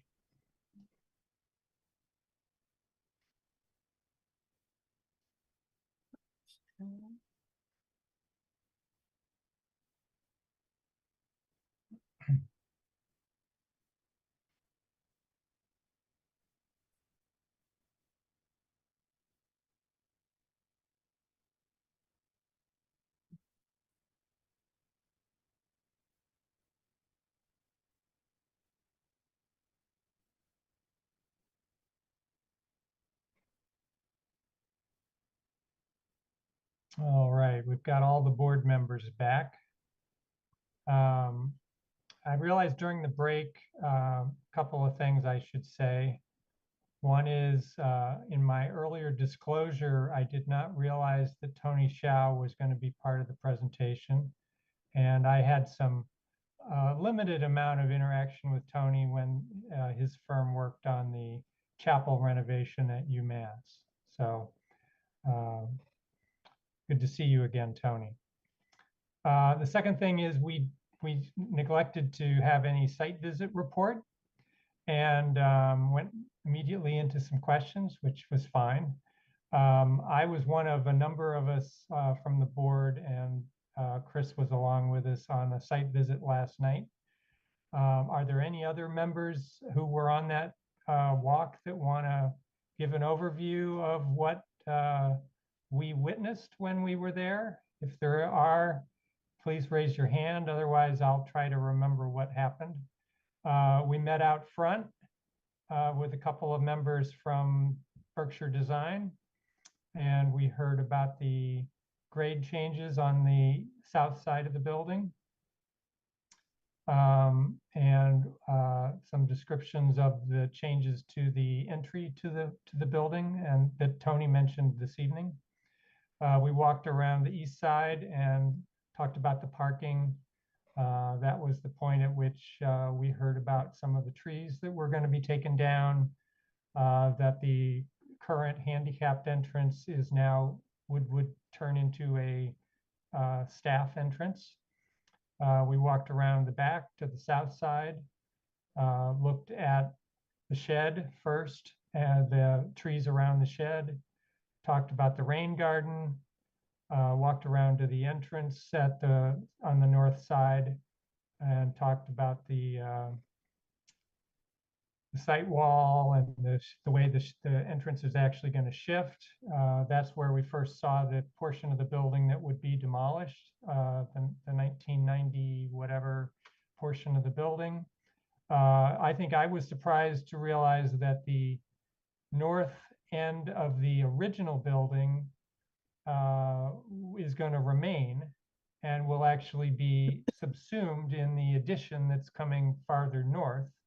And that on the inside of the building, you will be able to see that wall from whatever space you're in that portion of the addition. So we stayed there on the north side for a while, and then we walked up along the steps onto the west side of the building and talked about the property line and how close it is and how it would move farther back, that most of that portion of the building would be removed all the way up to the porch, and including the porch that's on the west side. And at that point, I think we were all cold enough that we were ready to move on. Some people went inside and looked at the physical samples of the materials that are proposed, and some of us left. So that would be my synopsis of the site visit last night. Board members who were there, anything you want to add to that? No, I'm seeing some heads shake no. So for what it's worth, that was our site visit report. So we can go on with questions. And so I'm hoping somebody else other than me has a few additional questions.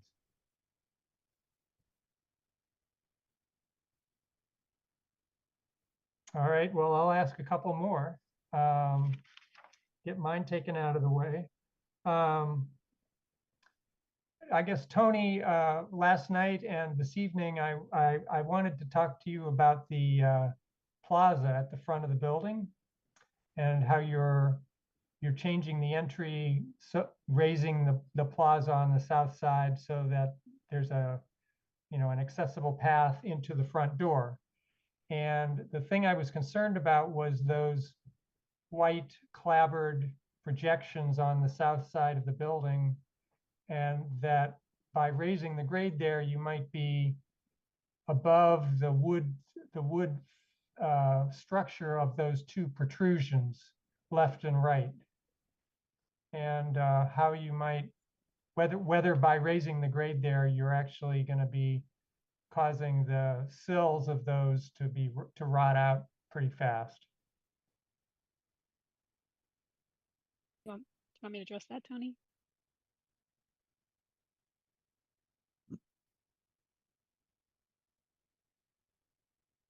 So, Tony, would that be you or would that be Rachel? Tony, do you want me to address that? Yes, Josephine, sorry, I was Can you muted. hear me? Okay. Can everyone hear me? Okay. Not very well. I'll try to speak a little bit. I think my headset just has to get acclimated. I think the voice will change soon. This is a Zoom issue that I have sometimes. Let me know if you can't hear me, though. I'll try to speak up for now. Yes, we are addressing those sides where the wings are. We will be, we're detailing that now as we speak. We will be raising that up because we don't want the issue of the wood rotting. So, so that will be coming up as needed to be addressed at that new grade at the plaza. So you're hoping to raise the foundation in that area rather than, say, pull the. We're pulling the wood up. Yes. You're pulling the wood up. Okay. Yes. All right. I wondered whether you might be holding the plaza back, away from the wood by 18 inches or 24 inches and letting it breathe. But okay, good. I'm glad you're thinking about it. Yeah, but Rachel and Jess both have been working with us, collaborating, and we're still working through the intricacies of the edge detailing there, but that's the goal at the moment. Okay. All right. And then this is the rain garden bridges, I guess you'd call them, that are made out of a metal grating. I just wondered kind of what the dimensions of those gratings are and what kinds of footwear and other things, skateboards are going to be able to be getting across that bridge, or are they going to be, have a difficulty on that kind of grading? Yeah, and Tony, I don't know if you could scroll into our technical drawing set. We have some details for those. And Jess, I'm gonna enlist you also on this question. The grate is a pre-manufactured grate system that can be used in sidewalks or tree surrounds.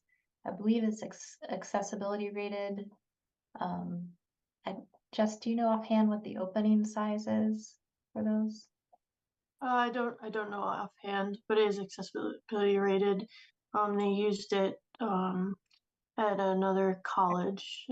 It's Iron Age grate, and the length of them is about 17 feet.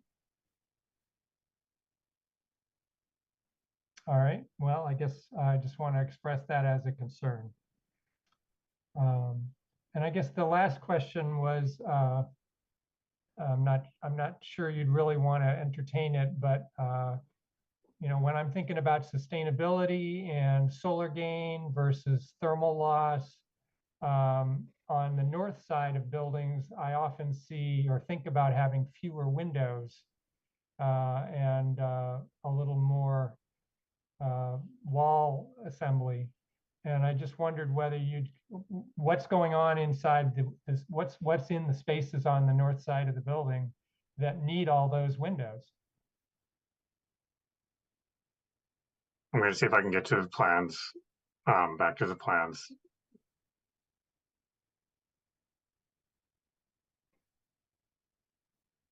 Thanks, Tony. I appreciate your scrolling for all of us. Sorry, it's, computer's trying to deliver as best it can at home, but.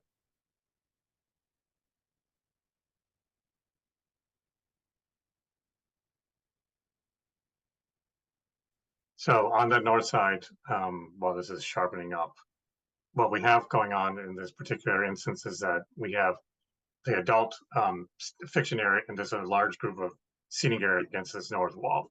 And that's shown in this location, sorry, here. Mhm. And that occurs on level 2, which is the lower level of that bay element. And then on the upper level plan, basically it's the young active adult area. So this is a very high use space. Both of them are very high use, and I think the attitude about that design approach, and I do appreciate your comments, Doug, but I think their thinking was that really in order to engender a feeling of a little bit more lightness, as it were, in addition to the programmatic use inside, we put forth the idea that is almost more like a bay element along that side. So in order to do that, we wanted to frame this in order to have a larger openings. It's also it's sort of creating expansive use to the really nice gardens that Mhm. Rachel is developing, and I think that will attract a lot of patron interest, particularly looking to this side. So for those reasons of both use patterns on these levels, as well as the frame views, and the fact that we're attempting to make the appearance of this element relatively light, that's what drove the design. Of course, the windows will be, as you know, I mean, we're trying to achieve a high level of sustainability. And these will be very energy efficient systems. And we are, working within the parameters of the balance of solid to void ratios throughout the whole library in terms of amount of window versus solid. So I think it's a balancing act, but we did feel it was part of a critical aspect about the design that drove those decisions. Okay, yeah, I mean, it's an attractive elevation. I just wondered if you'd considered that. Yes, no, it's a very good question. And we Yeah. definitely are looking at all of these issues carefully. All right. Bruce.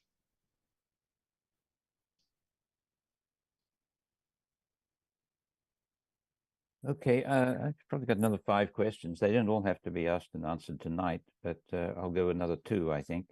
This is a good elevation, actually, Tony, because it exactly illuminates my question. The west elevation of the existing low portion of the library here, on the south side, which is to say the right-hand side, the existing roof curves down to the fascia. And you are replacing the roof on the north side.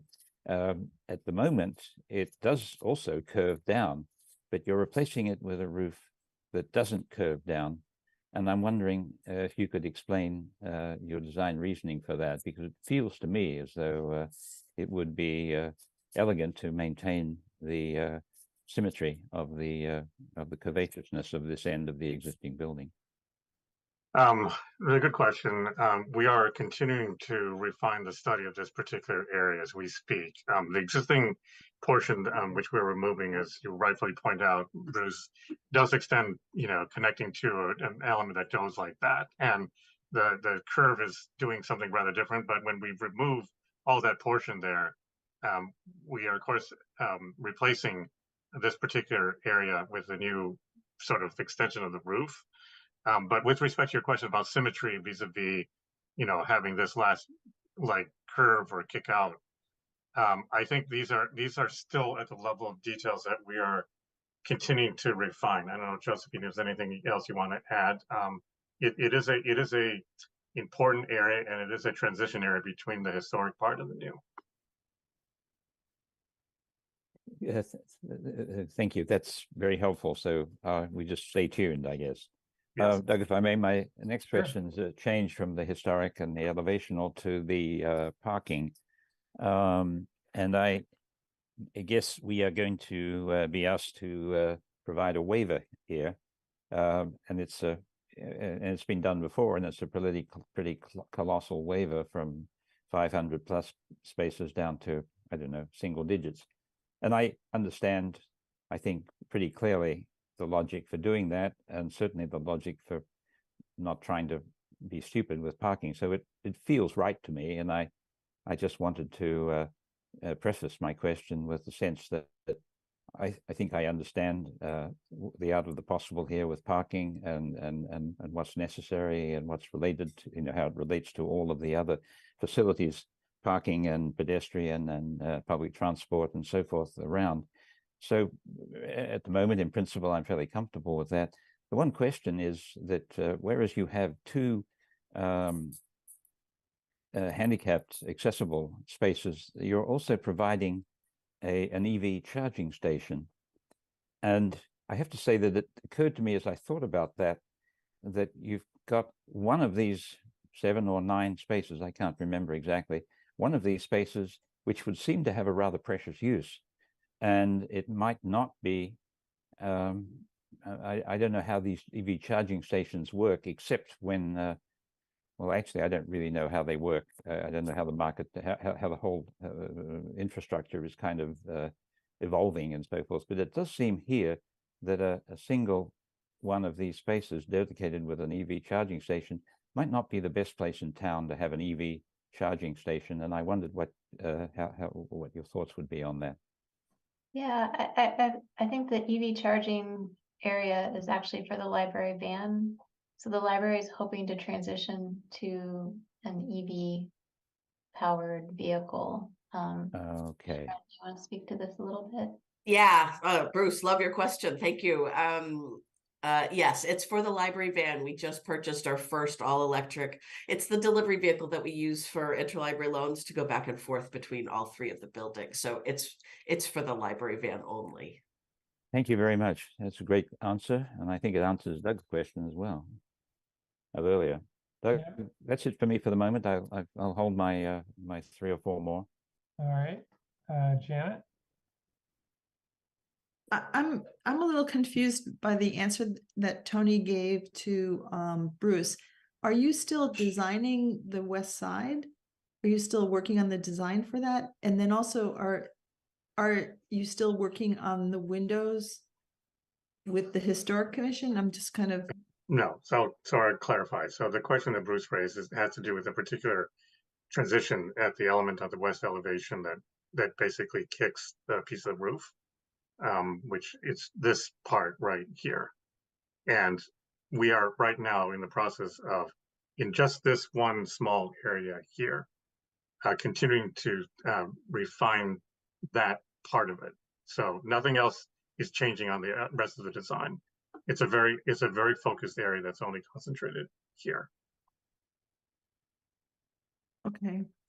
I had some questions when I was reading through the last permit that was given for the current expansion or previous expansion, 1990, and there was a lot of requirements and discussion about the Amherst Historical Society, and basically they approved the new design of the old edition, and then also there were different easements to going on site, and then insurance for protecting them. And I just wondered what your process has been with the Amherst Historical Society and the Strong House, because it seemed like there was a lot of interaction and a lot of concern by the planning board on the look of the building, its relationship to the Strong House, protecting the Strong House, and things like that. So if you could talk about that relationship and what's been going on there, it'd be very helpful to me. Sure. We've first of all, representatives of the Strong House and the Historical Society have come to many of the meetings throughout this process and have provided input, which we've incorporated. In addition, we met with 2 representatives of the Strong House Museum prior to this meeting and talked through the specifics of construction and logistics. In parallel to this effort, I believe Bob Parrott is working on coordinating a temporary easement for construction, if any of it is required on their property, and any permanent easements that might be required for that retaining wall on the property. Okay, and then in terms of just another vaguely related question, where are you keeping your construction vehicles overnight? We are currently showing the area on the logistics plan for the contractor. A lot of these areas are kind of unfortunately a little bit unknown until we bring the GC on site. We are requiring that they provide a logistics plan for review to the OPM and to the town. But we have talked, Bob Parrott has been coordinating on that front also. There's some talk about a possible use of a portion of the town lot that is north of the CVS lot, a portion of that for any of the additional construction logistics that may be required. But the number of spaces are unknown right now because it has to be coordinated with other projects going on in town, as well as we would need permission from the CVS folks to cross their property with any equipment or parking. There's also some discussion of possibly the VFW site, which is a half-mile down the road on Main Street, as another place for parking and storage of materials. But that's something that that the town is helping work out. And again, in the early part of 2024, this plan will be refined based upon input from a GC. And then have you had conversations with the owner of the CVS property about crossing their property and using it? Yeah, we've started those conversations. There are multiple parties with rights and interest in that property, and so we've been trying to coordinate sitting down with them. But they are aware, and we are talking about what that would entail. And then I guess one of the, I mean, I just have to make this observation. From the west side, the building, I mean, the Jones Library is a quirky building and has tons of detail. It has tons of different materials, lots of windows, it's just kind of a quirky, beautiful thing. And, I was kind of taken aback by the size of the addition on the rear. But, I was thinking to myself during a site visit in the dark that in a way it's a big change. It's, but it's kind of out of view. But to me, the west side really doesn't, it just doesn't match or mix well with the strong house and all the buildings around. And I'm not sure how to articulate that. It's just kind of very plain and bland looking facade with very few changes. And then it sort of imitates the Dutch gambrel, but it just looks kind of puffy. And I just wondered if, is there a way to change that to make it more fitting or more something? And, did the Amherst Historical Society have a feeling that, what were their views on that or discussions about that? And actually, what do my other board members think? Me or Josephine, do you want to talk about?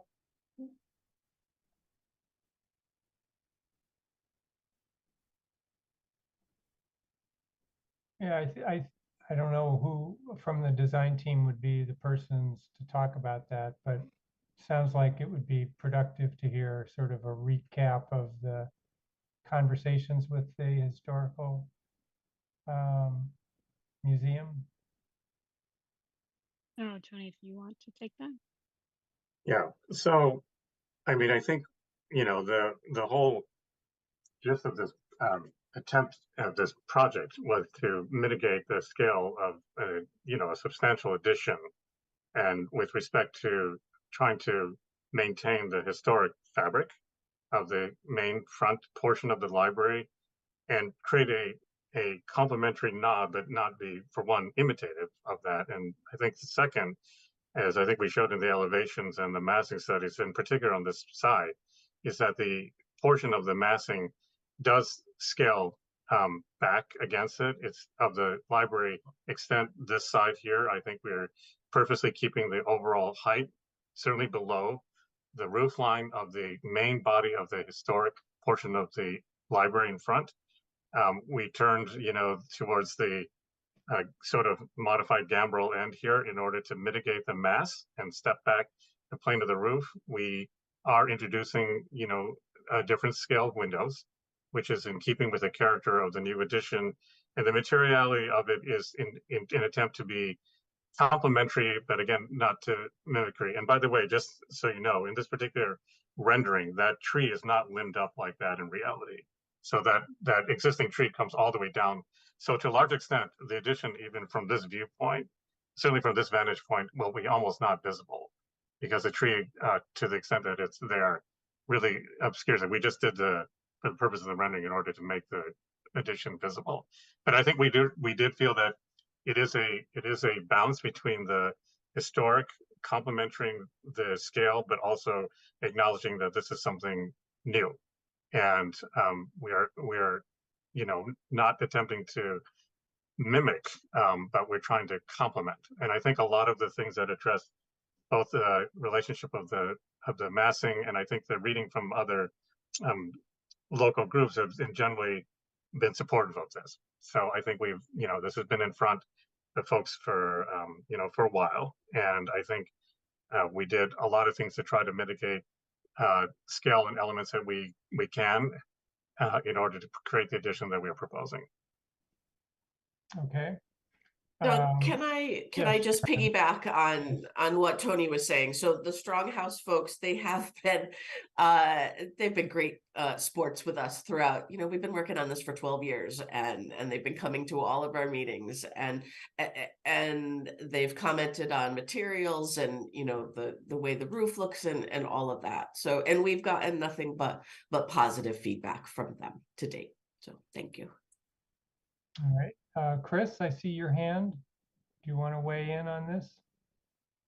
No, I have a non sequitur.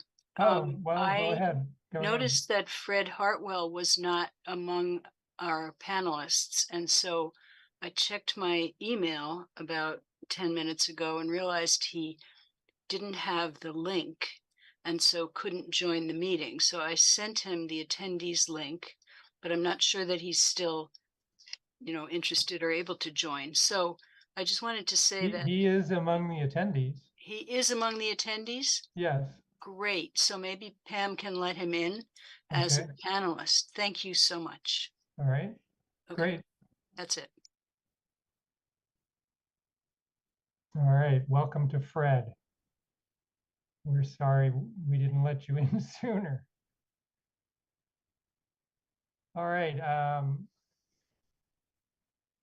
I don't see any other hands from board members, so maybe this is a good time to take some public comment. So we have, well, I'm counting 13 public attendees at this point, and I know some of them are related to the applicant, but members of the public, this would be the time for you to raise your hand, and you can have up to 3 minutes for a public comment about the library. Do we have any members, anybody that would like to make a comment from the public?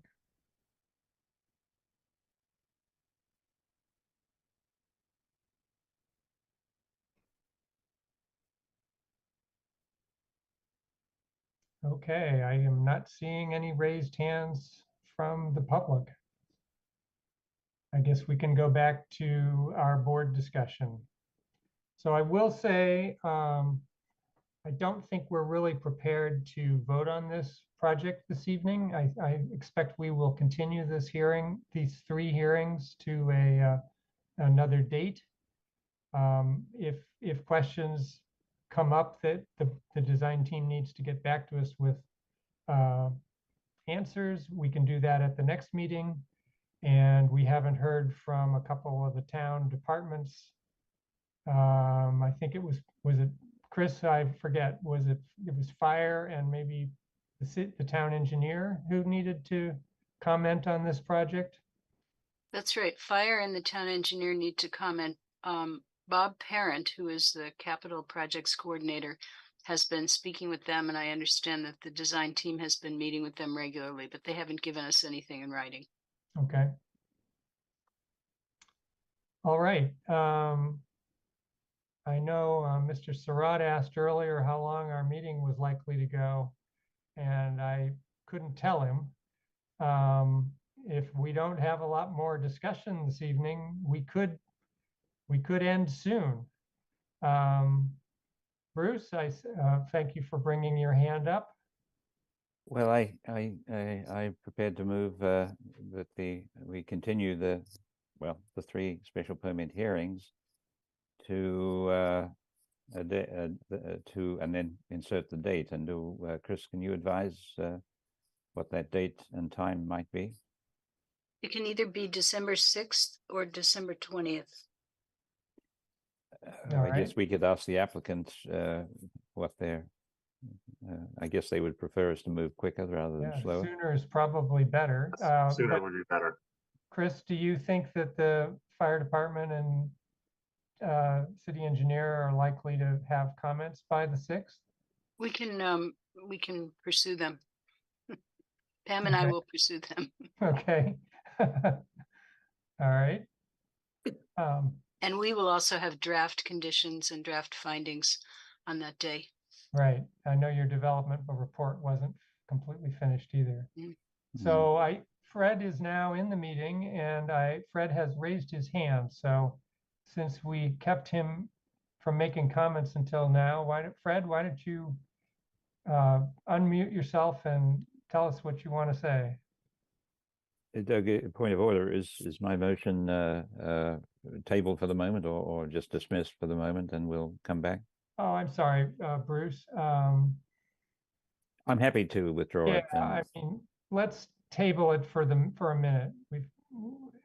I want to give Fred a chance, and then I know Karen had her hand up. Fred, we can't hear you.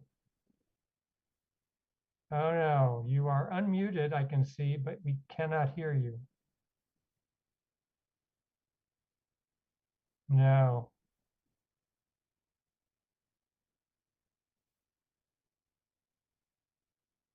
Nope, no audio, at least that I'm hearing.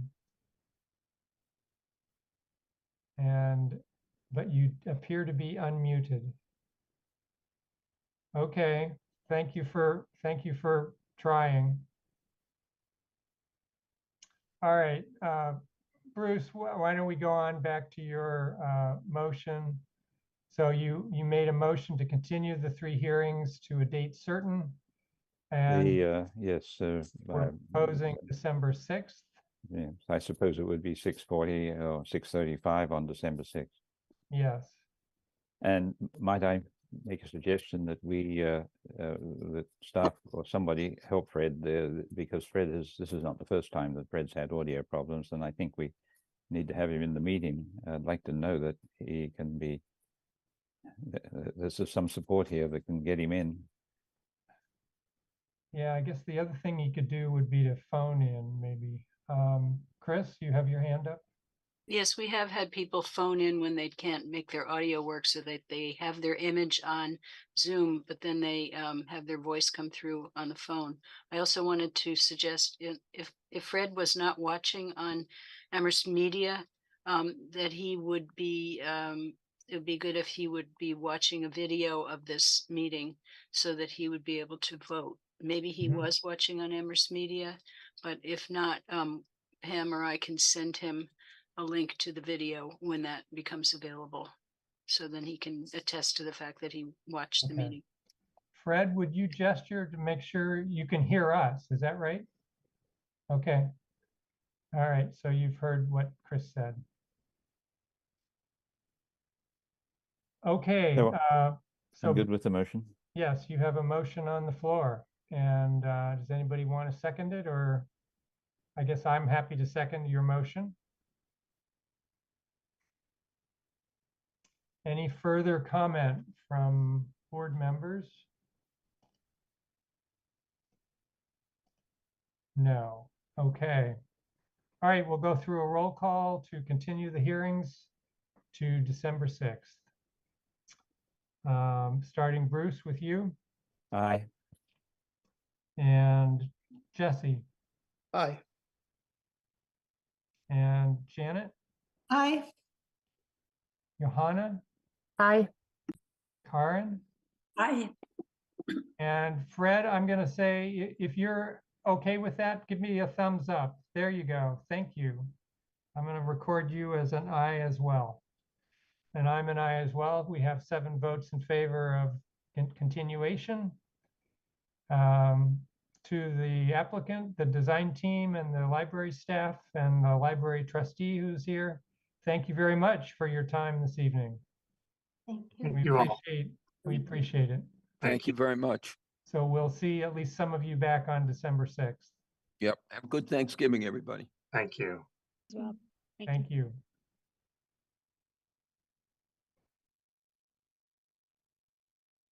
All right, moving along with the agenda. The time now is 8:53. Next item is old business, not reasonably anticipated 48 hours in advance. Chris, anything? I don't have anything. Okay, Does Pam or Nate have anything? okay. I do see Janet's hand. I have a quick question about the RFP, and are we getting bites or any updates? The RFP for design services, design guidelines? Yes, we have 3 responses and we're putting together a group to look at those and choose a consultant to work with us. Excellent. That's Okay. All right, next item is new business, unreasonable or not reasonably anticipated 48 hours in advance. Chris, anything? I don't have anything about Nate or Pam. Do they have anything? No, okay. Form A&R subdivision application? None. Nothing? Upcoming ZBA applications, anything new? Pam, we cannot hear you, but you've been shaking your head no. Okay.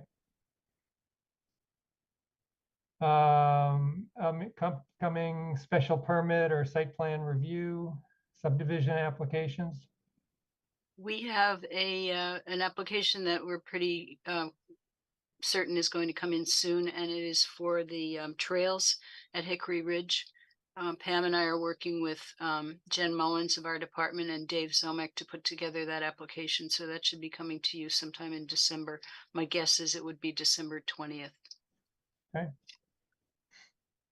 By the way, Chris, do we have any other agenda items on December 6th? I'm not aware of anything. Okay. Nate or Pam? No. All right. All right. Just time check. It's 8:56.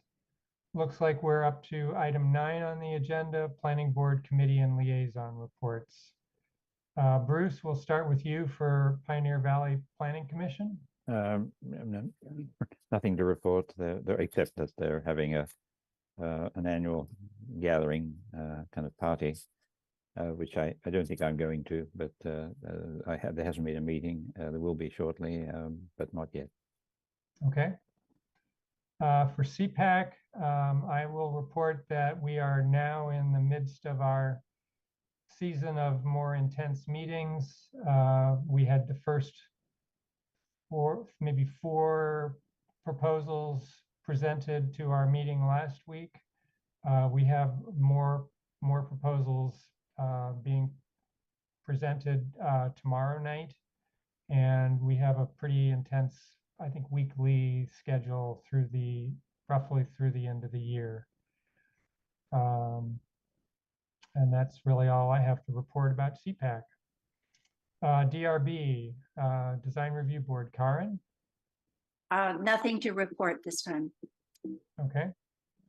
Janet, Solar Bylaw. You are muted. It's a miracle, but we do have a final draft.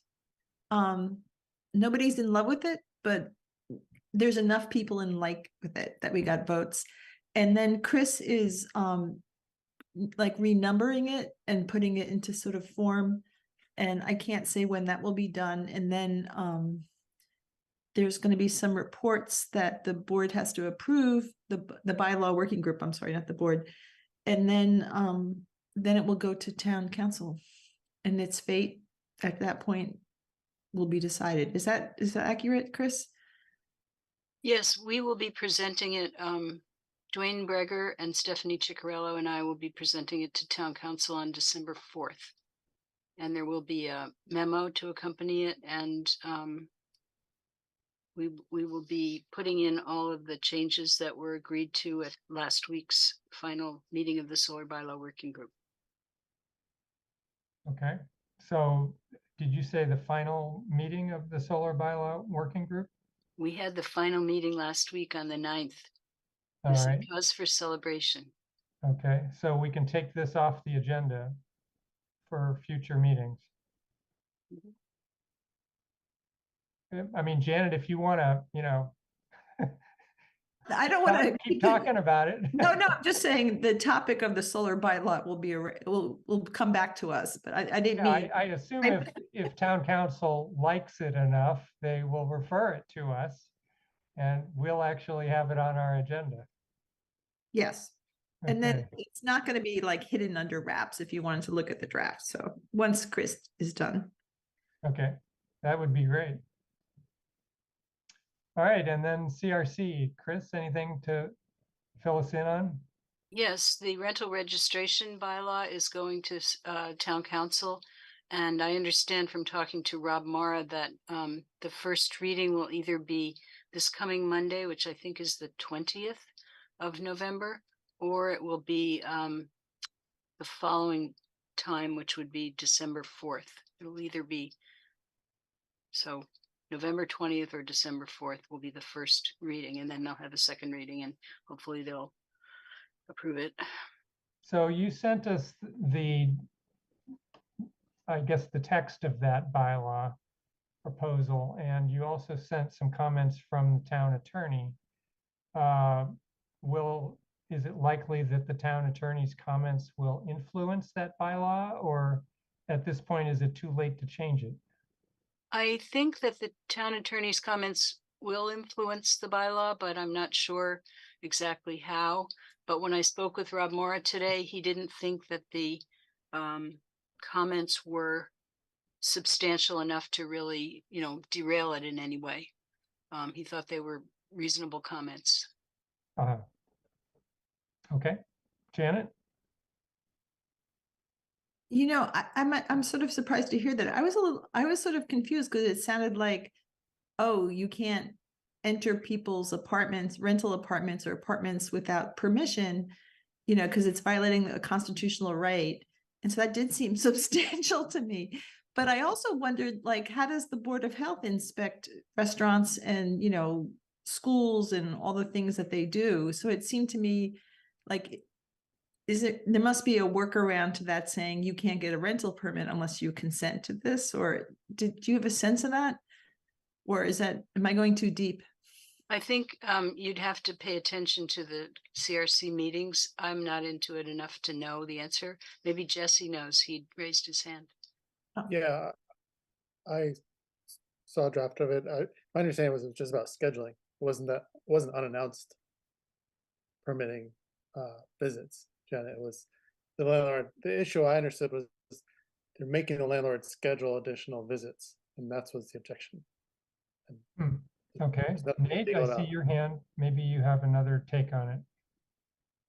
Yeah, no, I spoke with Rob Moore, the building commissioner, a little bit on that point in another one, and he said all the inspectors kind of work under that condition right now of how do you enter a property, and so he thought the legal opinion from KP Law was more about just raising awareness of how you have to be cautious when you do that, not that you can't, right? So when there's inspectors, if there's complaints, if it's part of the rental registration, sure, it can't be unreasonable. So there has to be notice given, and it's not as if we just come unannounced and they go in. And so that's the way the inspectors operate now, anyways. They schedule it with the property manager or landlord, and it's part of a program. So, or it's a complaint-based inspection. So that doesn't change.